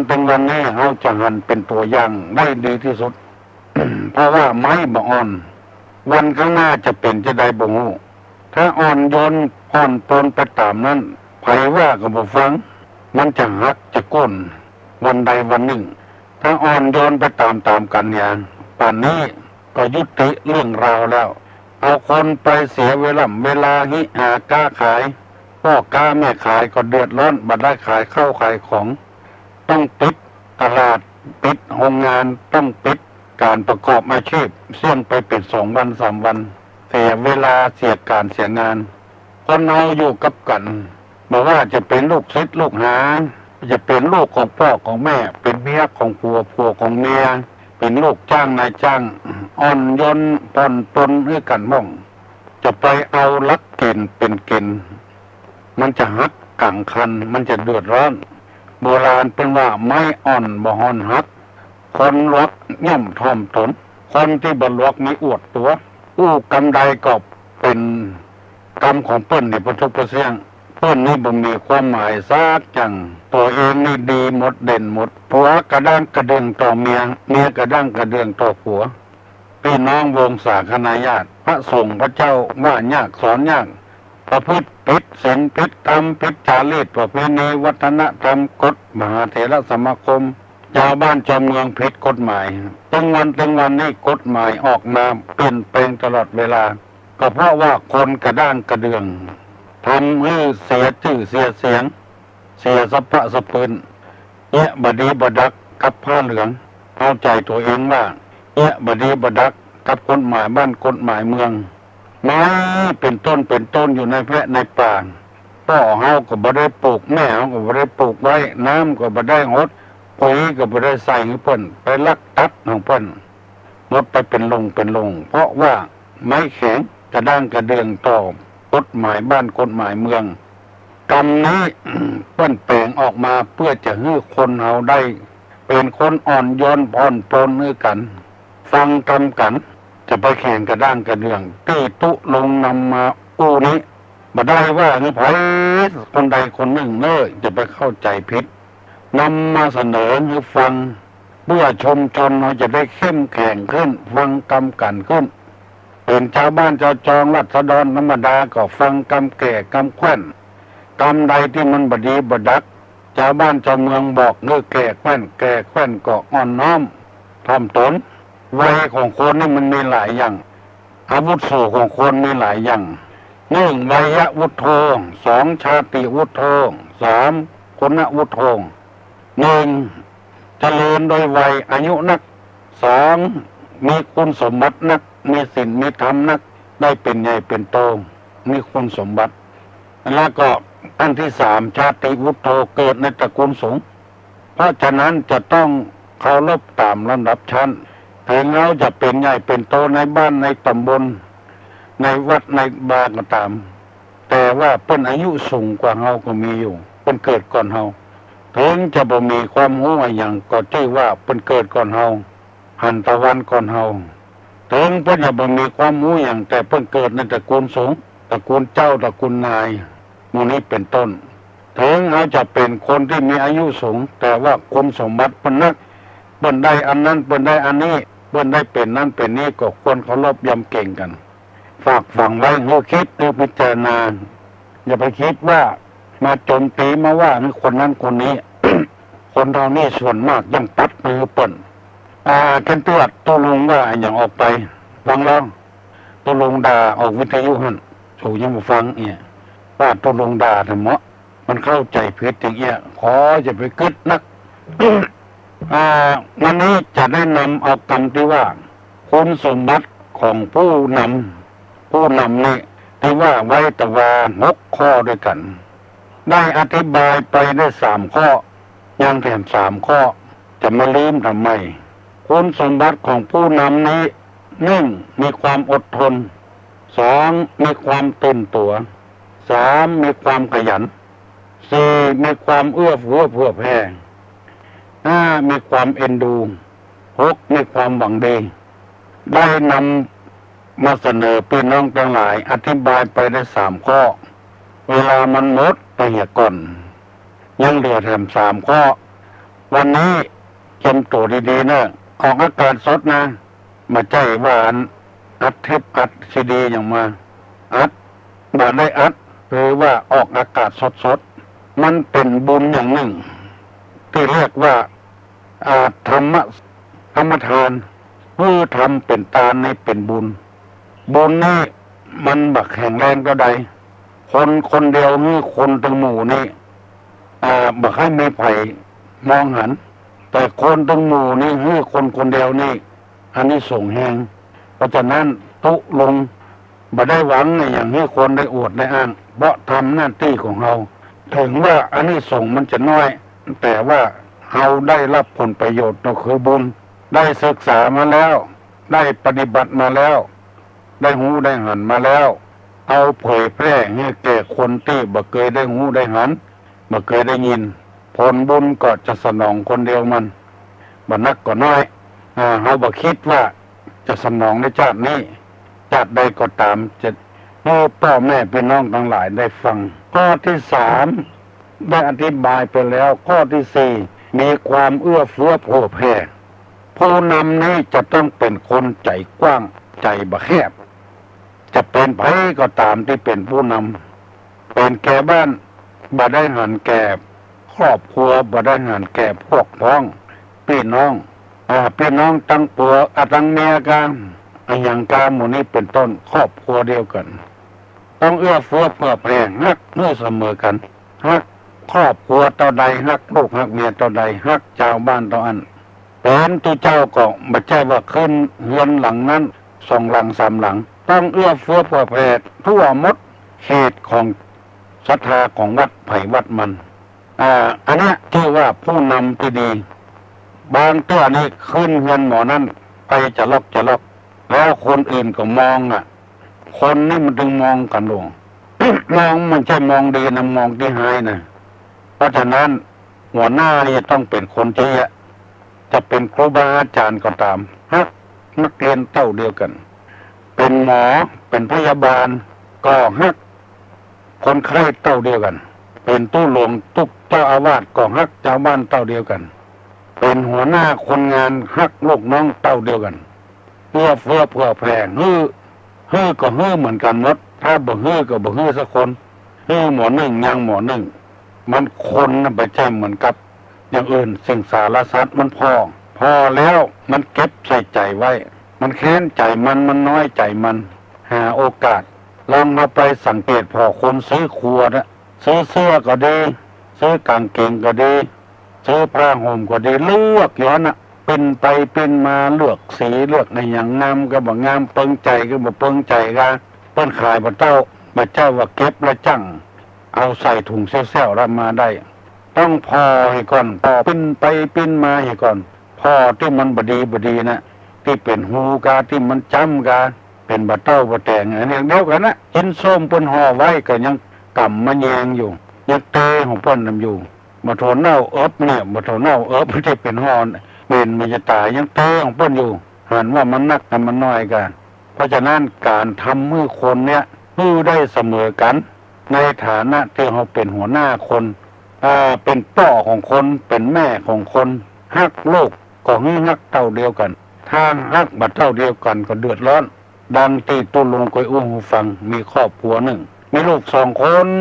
กระจายทั้ง2พ่อกับแม่นี่บ่เอื้อเฟื้อเผื่อแผ่บ่เต้ากันฮักน้อง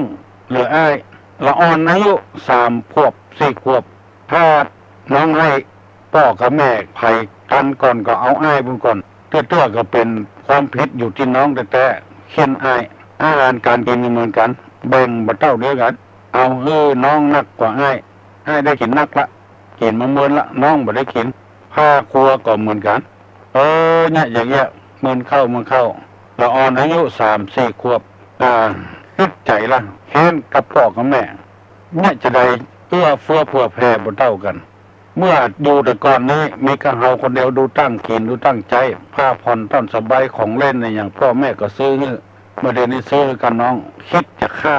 น้องล่ะเนี่ยหาเวลาหาโอกาสวันหนึ่งแม่มันนอนรับเมื่อวัน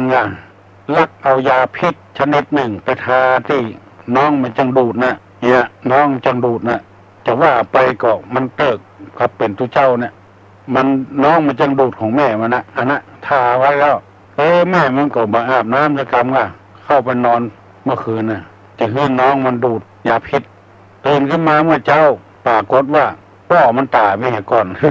น้องมาตายสักกรรมอันเนี้ยบ่เอื้อเฟื้อเผื่อแผ่คือมันเต้าเดียวกันเป็นหัวหน้าคนต้องเอื้อเฟื้อเผื่อแผ่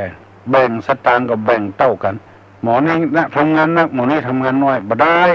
ใจคนนี่มันเหมือนกันหมดนักก็เฮือน้อยก็เฮือเต้าเดียวกันเฉลี่ยเต้าเดียวกัน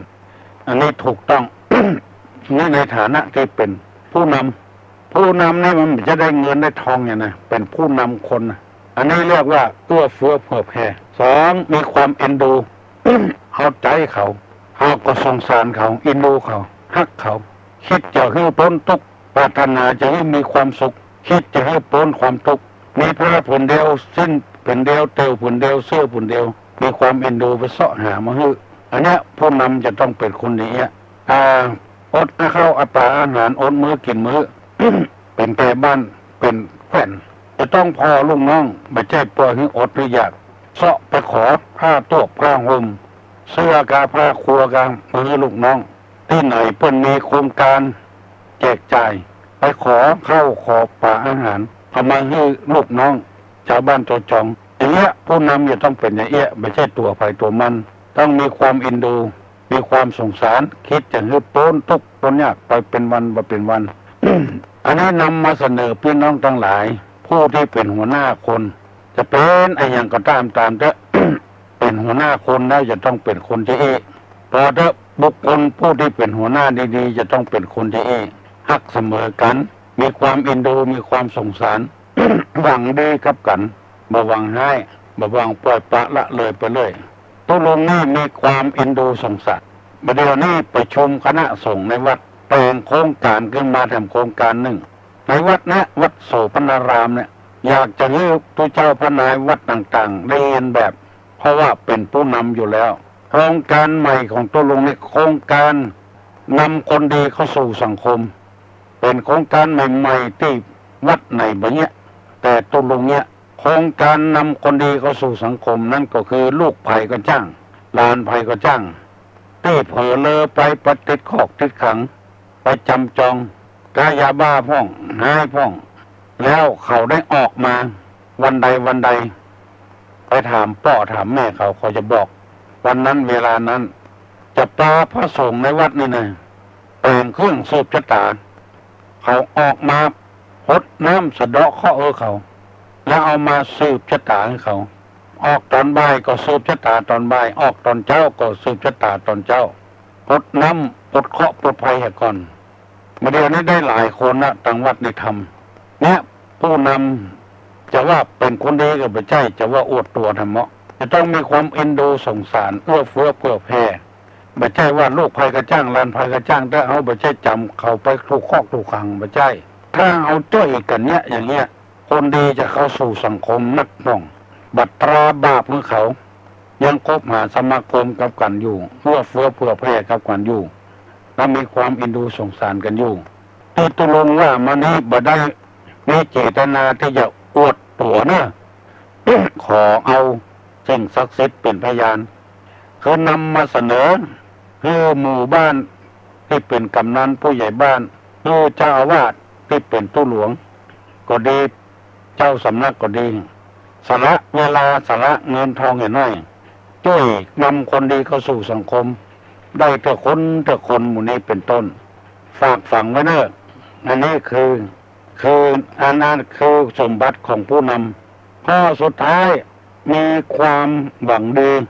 จะไปหวังให้กับเขาไอ้ยังก็จ้างเด้อจังที่นำมาเสนอต่อว่าลูกคนจนก็ยังมีโอกาสเป็นเศรษฐีได้ลูกคนชั่วยังมีโอกาสได้เป็นขุนนางอยู่กับพระเจ้าแผ่นดินได้ลูกคนเป็นโรคภัยไข้เจ็บนักก็ยังแข็งแรงกลับมาเป็นแชมป์โลกได้หมู่นี้เป็นต้นมันเอาอย่างแน่อย่างนอนมาได้กับธรรมชาติปัจจัยย้ำก็ฝนตกถึงเวลาฝนบ่ตกก็มีธรรมชาติมันเป็นไปอย่างนั้นของงูพี่น้องทั้งหลายโอนอ่อนไปตามธรรมชาติคือหวังดีฝนตกลงมาน้ำท่วมก็ไปเนี่ยจะไรไม่ใช่ท่วมกับบ้านเฮาบ้านเดียว แถบที่บ้านเฮาหมดถึงท่วมหมดลมมาปัดกิ่งไม้ตกจากหลังคาบ้านเฮาก็หวังดีอะเนาะบัดใจว่าจะตกกับบ้านเฮาบ้านเดียวบางบ้านในหลังคาปึกประตกประเสียงคือมีความหวังดีอยู่ตลอดเวลาถ้าเฮาหวังดีต่อเปิ้นก็หวังดีต่อเฮาถ้าเฮาหวังให้ต่อเปิ้นก็หวังให้ต่อเฮาที่เขาว่าอย่าไปมองคนในแง่ร้ายส่วนดีของเขาก็ยังมีอยู่พ้องหลวงพ่อพุทธทาสเปิ้นถึงว่าลงคือพอความดีของเขาพ้องถ้าไปพอกับความบดีอย่างเดียวเนี่ยมันจะฮึดฮัดกันมาอย่างบ้านเมืองบ่สงบเวลาเนี้ยก็เพราะว่าบ่มองความดีเปิ้นสักอย่างสะปะสะเปิ้นเปิ้นทำไปเป็นพออันที่บดีอย่างเดียวมันก็เลยเหี่ยวต้องฮอดบ่เดียวอันนี้เป็นต้นคนเอาพอกันนี่คือพอความดีพ่อผัวก็คือพอความดีมันพ้องอยู่ด้วยกันได้พ่อเมียก็คือพอความดีของเมียพ้องมีหลายอย่างดู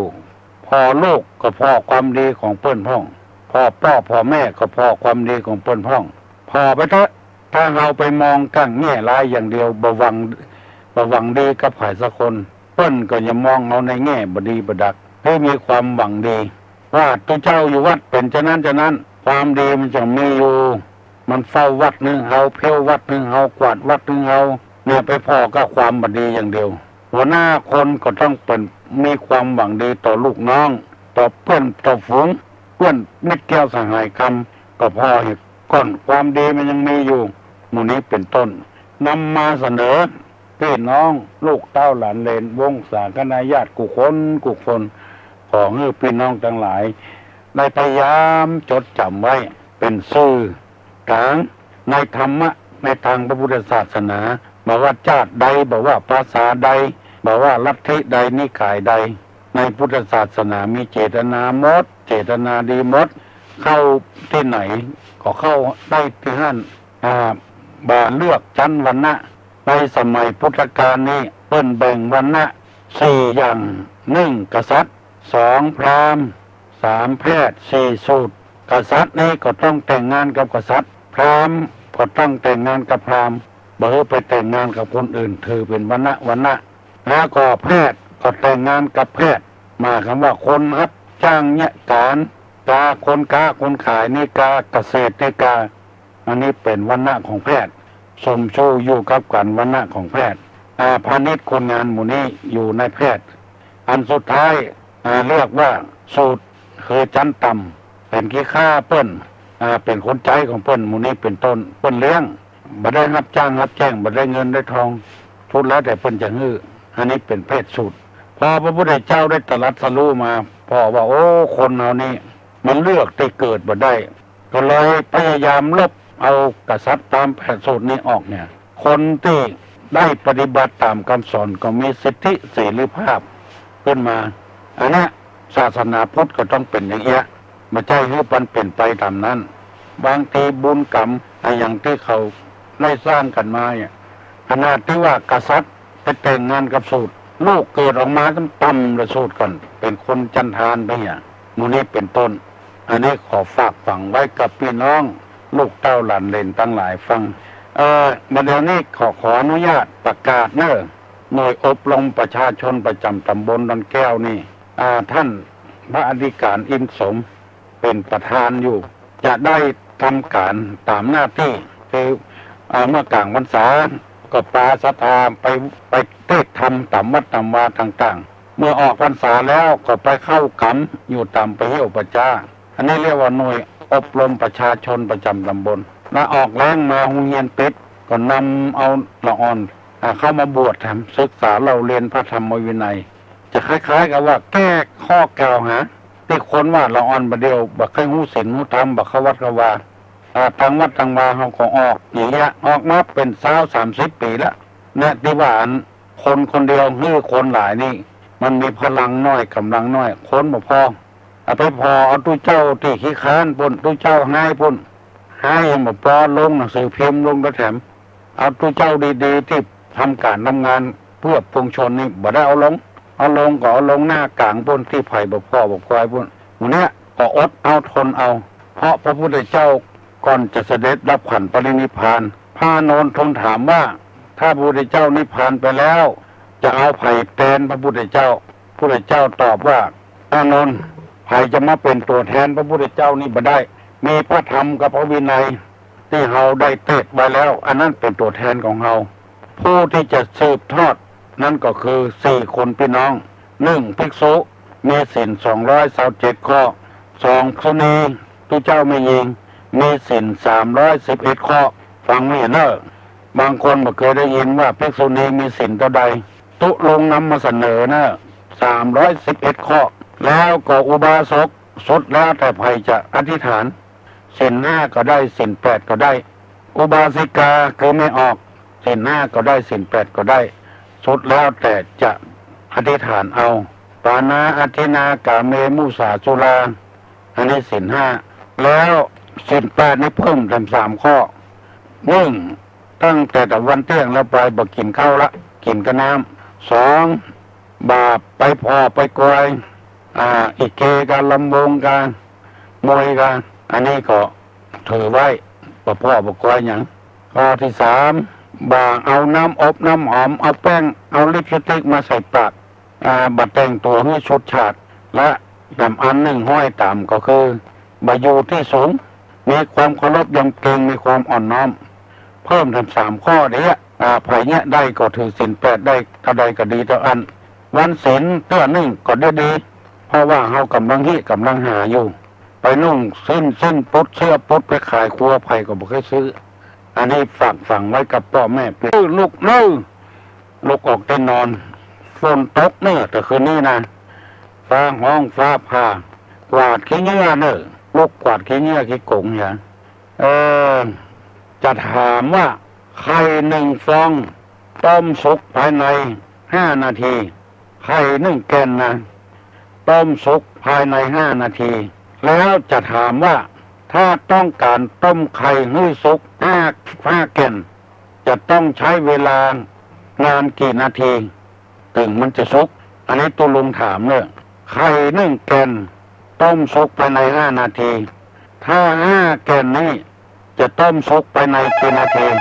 ไปตอบได้ตอบมาเนอะฮัลโหลเจ้าไอ้สาเจ้าพี่สมัยตื่นมาพอดีตื่นพอดีเป็นฟังงานอาจารย์ตี 3 ตี 2 ป่ายแล้วก็2 ป่ายตี 4เป็นรับต่อตื่นฟังตึกหูแหบต่อปามเดือนนี้ต่อไว้ไหนก็5 นาทีเหมือนเดิมใช้เวลานะ5 นาทีเท่าเก่า5 นาทีเท่าเก่าก็เดียวว่า5 นาทีใช่กะไม่ใช่ค่ะก็ต้องมารวมกับต้มอยู่แม่นอ่ะถูกต้องเนอะยินดีเนอะคำถามต่อฮะต้องมีคำถามต่อค่ะถามไม่ได้ถามว่าเรือทุกลำเนี่ยเข้าฝั่งได้เรือทุกลำเนี่ยนะเรือใหญ่เรือน้อยเนี่ยสามารถเข้าฝั่งได้เรือรบเนี่ยเข้าฝั่งมาได้อันนี้อาจารย์ฝากถามมาเมื่อคืนตัวเช้าเลยเนาะครับคนนี้ไผ่ตอบก็ได้ถามคนอื่นเนาะเช้าไปได้ตอบมาเนี่ยเรือทุกลำสามารถเข้าฝั่งได้แต่เรือรบบักเข้าฝั่งมาได้ไปตอบได้ตอบมาเนอะ1 2 3 4 5 6 7 8 9 10ฮัลโหลครับไว้สาครับนี่เสียงมันไม่ค่อยชัดนะครับลูกหลวงอู้นี่ไม่ชัดกันครับมันสมาร์ทมันเหมือนกับเป็นวัดนะครับหมูเนอร์เฮาถ้าเป็นทั้งเครื่องอะครับวิทยุมันก็เอาตัดกันใช่ผมก็ได้แล้วนะครับเสียงตั้งแต่หมกไอ้พระมาแล้วนะครับอย่างนั้นนะครับเสียงมันถ้าดังนี้ชัดกันอย่างไรเหมือนกับที่ผมว่านี่ก็ลองดูกันนอกถามบ้านนอกครับถามมันเสียงกัดแต่ครับอันกันครับอันนี้วิทยุวัดในจะเดียดลงแต่ว่ายังเสียงแจ๋วมากครับวันนี้ยังเสียงไข่กัดมันอย่างไรหัวครับปักไว้หรอฟังไก่ก่อนที่ไหนอันนี้หางดงครับหางดงนี่มันแรงเก่าครับน่ายินดีนะครับบุญรักษาอยู่ดีมีสุขเอายกมั่นขวัญยืนหิมาก้าขึ้นมีโชคมีลาภฮัลโหลเจ้าเจ้าดุยตอบปัญหาที่สมัยแล้วเจ้าอันที่เรือรบเข้าฝั่งไปได้ก็คือว่าสัตว์กระเบือมันยันเรือรบเจ้าสัตว์กระเบือมันยันเรือรบสัตว์กระเบือยันเรือรบเลยเข้าฝั่งมาแถมกำมาอย่างก็เจ้าแถมกำมาได้ละได้กำเดียวเนี่ยเจ้ายินดีนะเจ้าไว้สาคำเดียวจะให้พี่พิสมัยตอบมาจะถูกก็บ่ถูกมันเนอะผลพิสมัยว่าจะได้ถูกก็บ่ถูกเพราะสัตว์กับเบือมันยันไว้เพิ่นว่าอย่างก็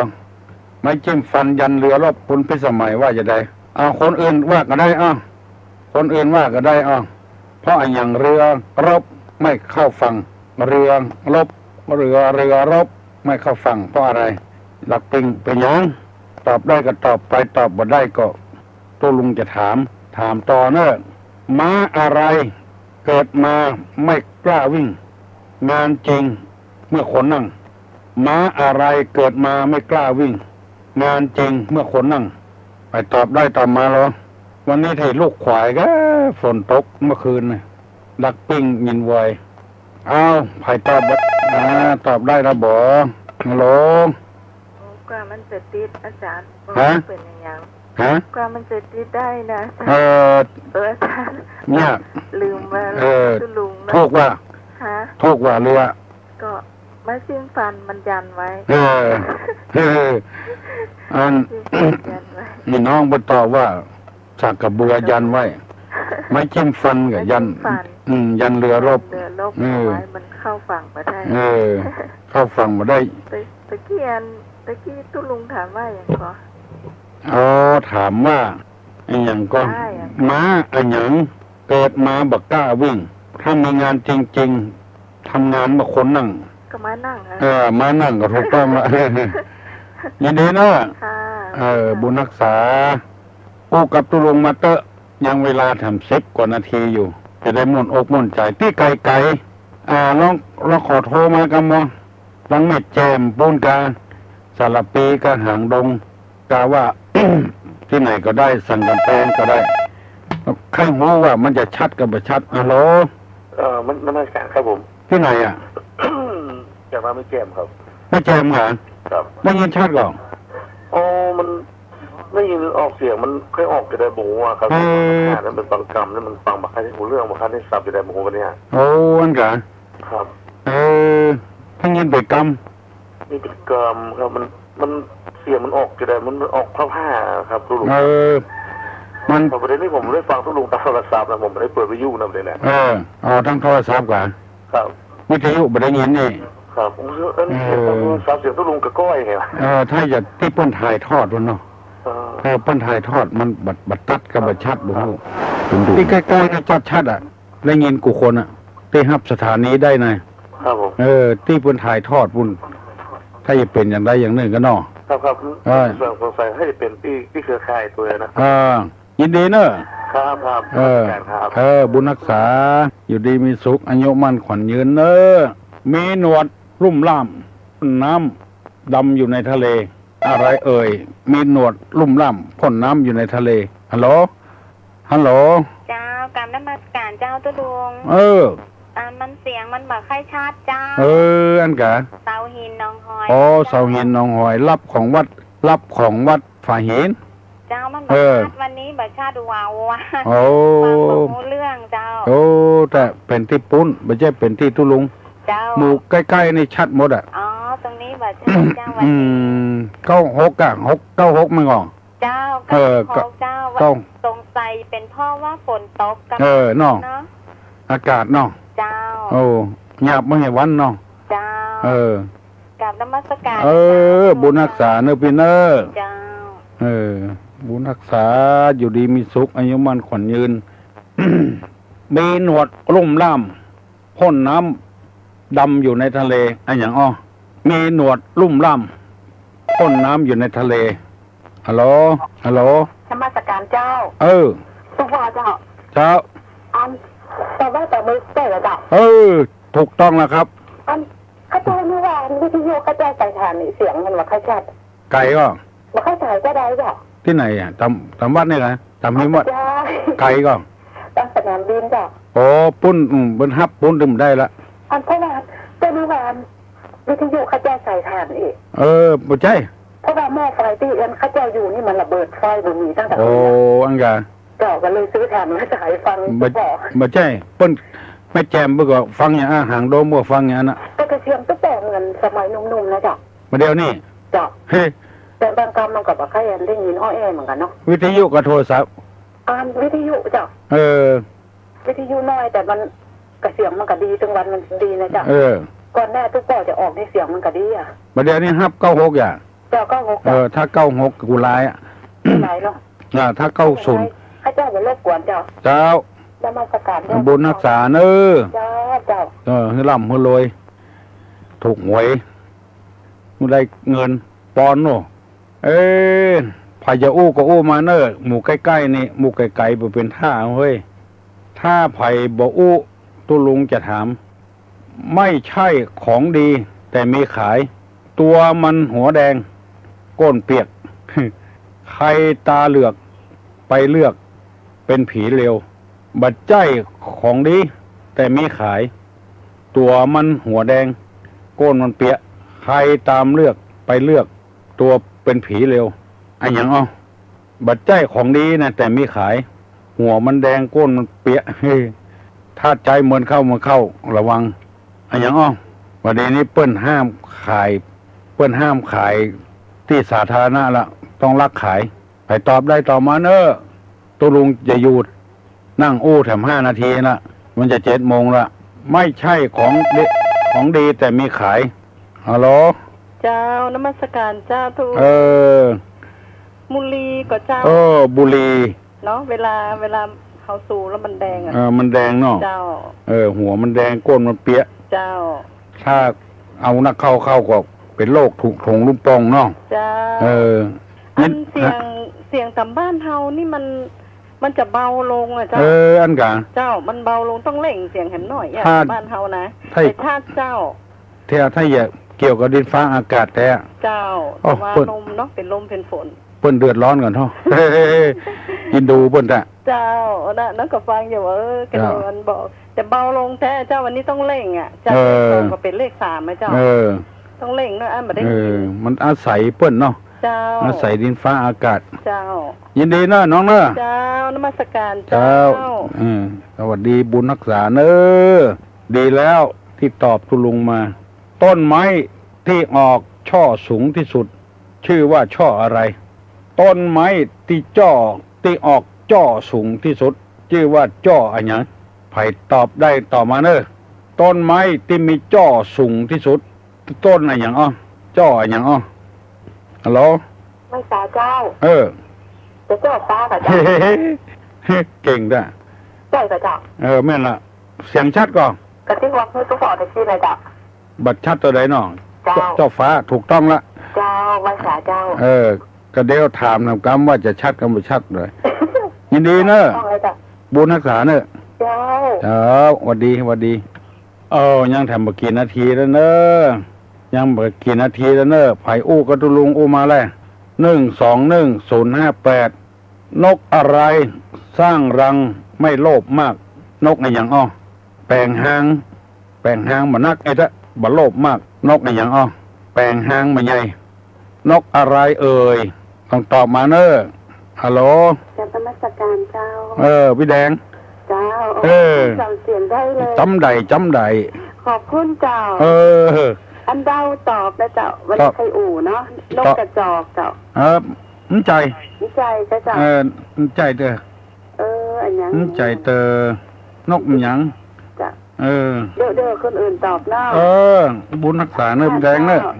เจ้าขอบพระคุณน้องแอมเจ้าน้องแอมเจ้าเป็นแปลงงานเป็นสารใหม่ไผ่คดจักสารมังป่าแดงเป็นจัดงามเจ้าเจ้าถ้าเป็นฟังรายการฝากขอบคุณหนักที่ไหนน้องแอมบ้านซบสาน้องฟานเป็นมะหือป่าแดงฟังมะหือป่าแดงน่ะเจ้าโอ้ใหญ่ก่อนงามเจ้างามกินผ้าอบเจ้ากินผ้าอบมันใจขันไงจำใจขันใจพานน่ะเจ้าดีเนาะมูเบอร์น้องแอมก็เลยฝากผ่านรายการนี่นะเจ้ามูเบอร์บนเนาะเจ้ามันก็ถวายตุลุงเนาะเป็นพานเนี่ยพานดอก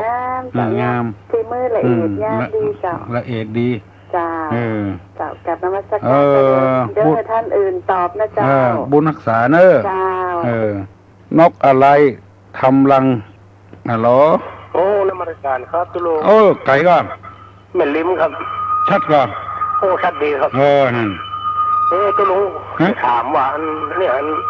วันชมรมผู้สูงอายุเป็นเลื่อนแล้วกันครับเป็นเลื่อนไปวันที่8นั่นเลยครับผมวันที่8พุ่นวันที่1ที่2นี่มันวันที่1นี่มันใกล้นำไปว่ะแล้วก็เพิ่นจะมีกีฬาด้วยครับเขาบอกคือสมาชิกตัวครับผมเพิ่นเลื่อนไปวันที่8พุ่นสจเพิ่นจะเอากีฬามาแข่งกีฬาคนเฒ่าน่ะครับคนเฒ่าวิ่งกระสอบเ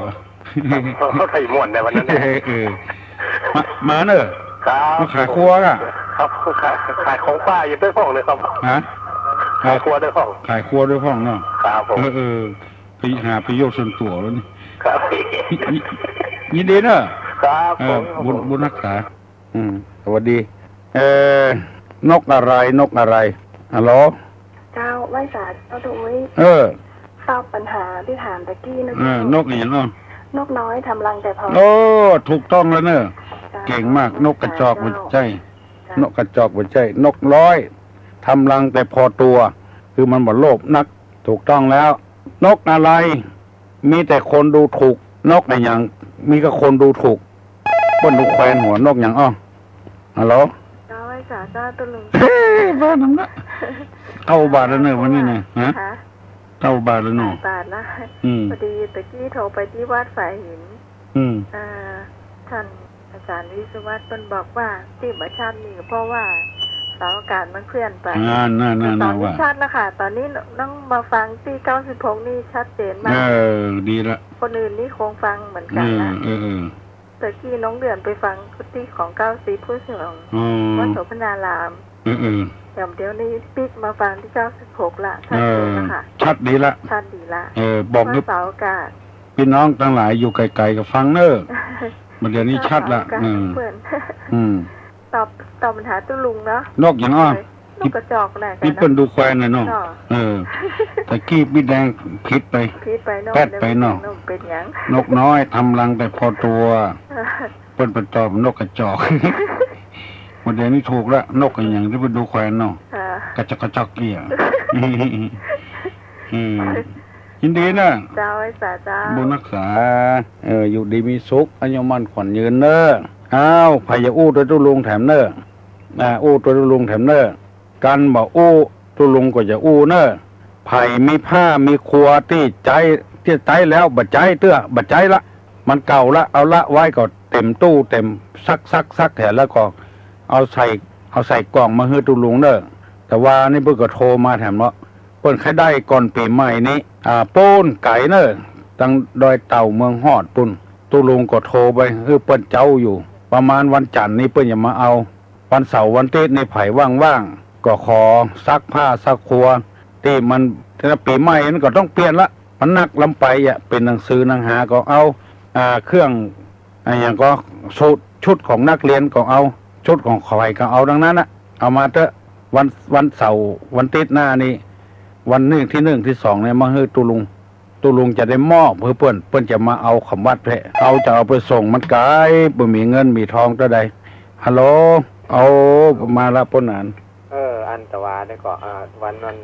การเอินเพิ่นไปแล้วเพิ่นว่าเอาไปที่ไหนก็บอกเพิ่นเอาวัดตุลุงบ่น่ะผ้านะเจ้าเพิ่นน่ะมีครับปนานเนี่ยหรออันก็ขอเนาะคือมันสะอาดแค่น้อยนึงแม่นเนาะเอาไปซักภาษีเนาะซักภาษีมันพูดพ้องกันไปยังพูดพ้องกันไปเตอะเนาะหากมันพูดตำเก้าแห่เก้าเฮ่อตำมันคอยตำอย่างมันเป็นธรรมดาธรรมดาเนาะถ้าหากว่าอันมีเวลาว่างก่อนสอยให้คนอย่างน้อยนึงก็บอกคนไปละว่าโอ้นี่ละจะเอาไปที่วัดโสพนารามเนาะเพิ่นก็คงจะเอาไปเนาะอ๋อเพิ่นจะต้องการเอาก่อนปีใหม่ล่ะแม่นเนาะค่าใส่ปีใหม่เพื่อจะไปแจกมีเจ้าบ้านตัวจองดีละมีสาขาเดี๋ยวผมมันจะไปที่สถานีบ่าย3เนี่ยเดี๋ยวจะขอเพิ่นทำกรรมนึงวันพัดเนาะจ้าบ่าย2บ่าย3 โมงบ่าย3 โมง 4 โมงเนาะจ้าถ้ามีเวลาว่างตอนนั้นตุลุงอย่าเปิดฟังเข้า6เนี่ยจ้าFM น่ะเนาะจ้า FM ก็6ทีละขอบพระนานช่วยประชาสัมพันธ์ให้ตุลุงพ่อโอ้ยินดีแต่จะได้ช่วยเหลือเพิ่นเนาะเฮาบ่ไปหันมาได้ถ้าไปหันทุกอกทุกใจแต่ซักแผลเลียดเหียโอ้บางคนเล่นเอาเกือบขอนเดียวมาฮื้อก็มีเกือบฟองน้ำมั้ยนะเกือบฟองน้ำเกือบผ้าใบเนี่ยขอนเดียวเฮ็ดได้ไว้ซุปอย่างใดคล้ายๆว่าเป็นขยะไปเห็นแล้วเอาขยะไปทิ้งไปเห็นแล้วมาดีเนาะไปแย่อย่างใดใช่เพื่อเกิดพวกนั้นมีขอนเดียวเกิดมาจากคนบัดเต็มเกิดมาจากหน้านี่มีผัวมีเมียเนาะถ้าพ่อชายมาฮื้อกับมีเมียมีเมียบ่มีกู้หรอมีกู้หรอถ้าเป็นไม่ยิงกับมีผัวเป็นสาวเท่าฝนตกยังแค่น้อยเนาะเย็นมาหน่อยจุ่มเย็นน้อยนึงคนเป็นพญาอย่างตู้ลุงนี่บ่ค่อยดีเฮ้ยทราบมันอย่างน้อยบ่ค่อยได้อ๋อแม่นเจ้านั่นเนี่ยเสียงใครเป็น เป็นไอไปหน่อย ไอไปหน่อยนั่นได้หรอเขามันก็ร่างกายต้านทานแม่ต้านทานภูมิต้านทานแต่ใจนี่มันเกินอ่ะโอ้เกินกะเกินกว่าตัวใจเกินกว่าตัวลำไปหรอมันจะเป็นบุญก็อย่าได้หัวอู้ไปก็เป็นอย่างละก็อู้ไปเดียวเนี่ยก็จะดีละเสียงปังเป่งมาละ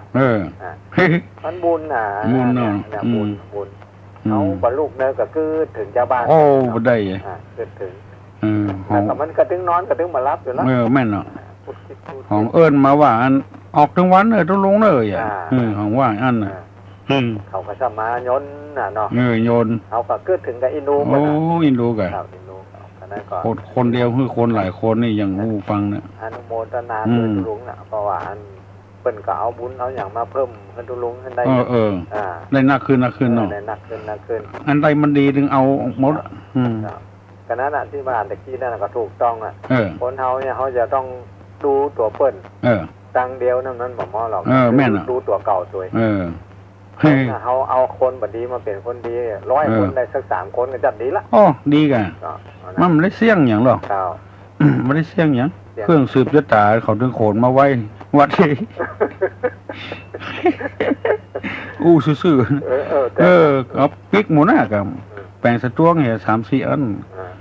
สบายแล้วไม่มีอย่างทำแปลงมูลีเมี่ยงใส่เขาใส่ทำไมไม่สืบชะตาก็เอาเก่าแล้วไม่ได้เสาะอย่างตู้เจ้าก็5 ตนบอกให้เขาอย่าว่าเขาทำวัดสวดมนต์1 วันยังได้เนาะทำเป็นตาลไปเหี้ยบ่ต้องเอาสั่งเอาอย่างละเนี่ยสบายพอดีขึ้นมาเนอะเอาหลายคนนะทุลุงทำนะมันเอาสิ่งที่ดีคือเปิดลมแล้วเขาอย่างทุลุงเนี่ยไปบ่ใจมายะได้เราบอกอธิบายไปเป็นอย่างนั้นมันเป็นมงคลทำเพื่อเปิดมีจิตใจเดียวโอ้ดีเปิ้นมีจิตใจลิงน้อมเข้ามาเนี่ยใจเปิ้นหนิมใจเปิ้นตั้งเปิ้นนึกถึงแต่บุญแต่กุศลไม่นึกอย่างอื่นอันนั้นน่ะเปิ้นดึงดีขึ้นพ่อเปิ้นแม่เปิ้นมาขอบคุณตุลุงโอ้ตุลุงนี่ช่างเนี่ยใครคือตุเจ้าวัดต่างๆเนี่ยอย่างเงี้ยเนาะผู้ซื่อๆนะแต่เปิ้นก็ยะเหมือนกันแต่ว่าอย่างน้อยก็คนหนึ่งถ้าเปิ้นจะยะเงินนี่ต้องรวมกันได้ตั้ง5 คน10 คนขึ้นแล้วก็อย่างน้อยก็ขอคนละพันก่อน5 คนก็ 5,000ทั้งเที่ยวไปพอเมียงแห้งแหลกเนี่ยโอ้โหแม่ยายมีการลายหนึ่งรถมาหาบ้านบ่เปิ้งอกบ่เปิ้งใจขอปนานไปยะเขาแม่ทำกรรมเด้อเพราะก่อนแม่บอกว่านั่นเขาละอ่อนเขาบอกไปยะมาได้3 วันมาเนี่ยไปหาละโต๊ะใจหรอหมากเมียงบุรีแห้งโมเพิ่งอันนี้เหมือนกันแหละขนาดสะตวงยังเงินเหมือนปอมงอละว่ะเอาใหม่เปิ้นก็ผมเปิ้นจะบัดตันเป็นระยะถึงวันนะครับเปิ้นอาจจะเอาคนวันหนึ่ง5 คน10 คนเนี่ยมองในแง่ดีเนาะแม่นขนาดเลยไม้กำนี่มันพอมาออกหรอมันมาเหี่ยวเจ้าไม่กำมันตั้งอยู่ที่เก่าเนาะมันตั้งอยู่ที่เก่าปูมันเหี่ยวปูมันทำให้สะตวงให้แมงวันยังหมดจอมแล้วมันแข็งหมดวันเดียวก็เหี่ยวละเนาะ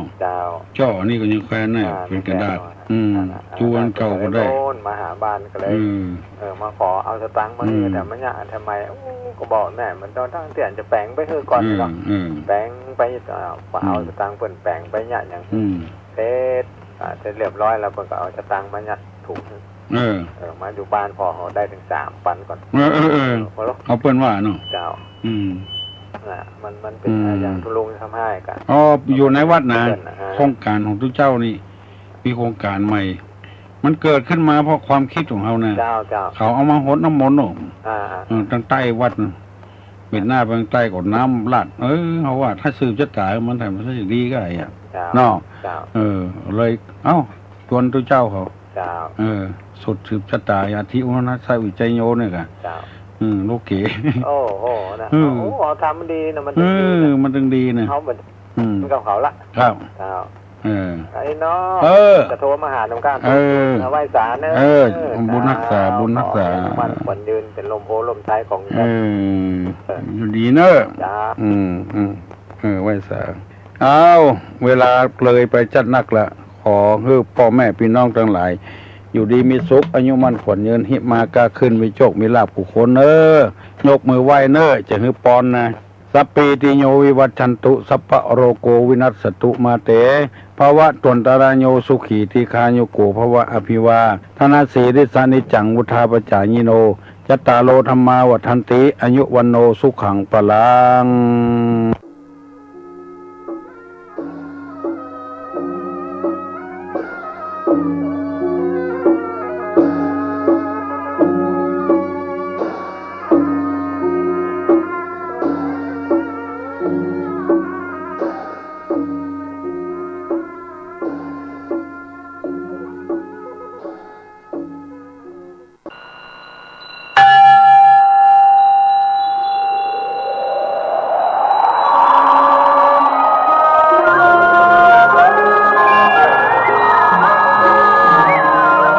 วัดพระสิงห์โบรมหาวิหารร่วมกับเทศบาลนครเชียงใหม่และโรงเรียนธรรมราชศึกษาจังหวัดเชียงใหม่สมาคมศิษย์เก่าโรงเรียนธรรมราชศึกษาวัดพระสิงห์ขอเชิญชวนศรัทธานาบุญพุทธบริษัททุกท่านร่วมทำบุญในโครงการบรรพชาสามเณรภาคฤดูร้อน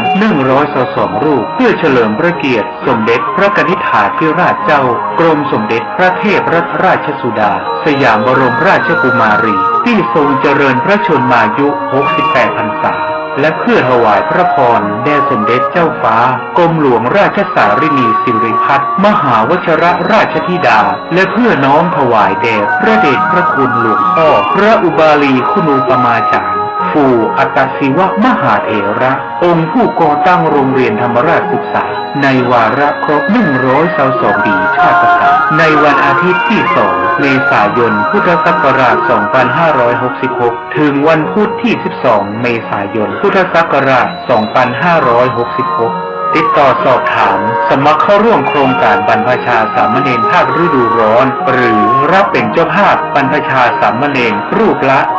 1,500 บาทหรือรับเป็นเจ้าภาพถวายภัตตาหารและน้ำปานะในชื่อบัญชีธนาคารโครงการบรรพชาสามเณรภาคฤดูร้อนวัดพระสิงห์วรมหาวิหารธนาคารกรุงไทยสาขาพระสิงห์เลขที่บัญชี 540-0081-460 หรือติดต่อสอบถามรายละเอียดเพิ่มเติมได้ที่พระเทพสิงหวราจารย์ด็อกเตอร์เจ้าอาวาสวัดพระสิงห์วรมหาวิหารโทรศัพท์ 0818838752 และที่พระครูปริยัติกิจจาภิวัตรด็อกเตอร์ผู้ช่วยเจ้าอาวาสวัดพระสิงห์วรมหาวิหารโทรศัพท์ 0892642485 ได้ตั้งแต่วันนี้เป็นต้นไป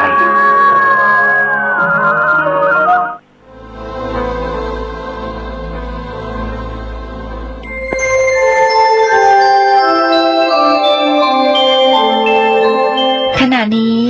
ท่านกำลังฟังสถานีวิทยุกระจายเสียง FM 104.5 เมกะเฮิรตซ์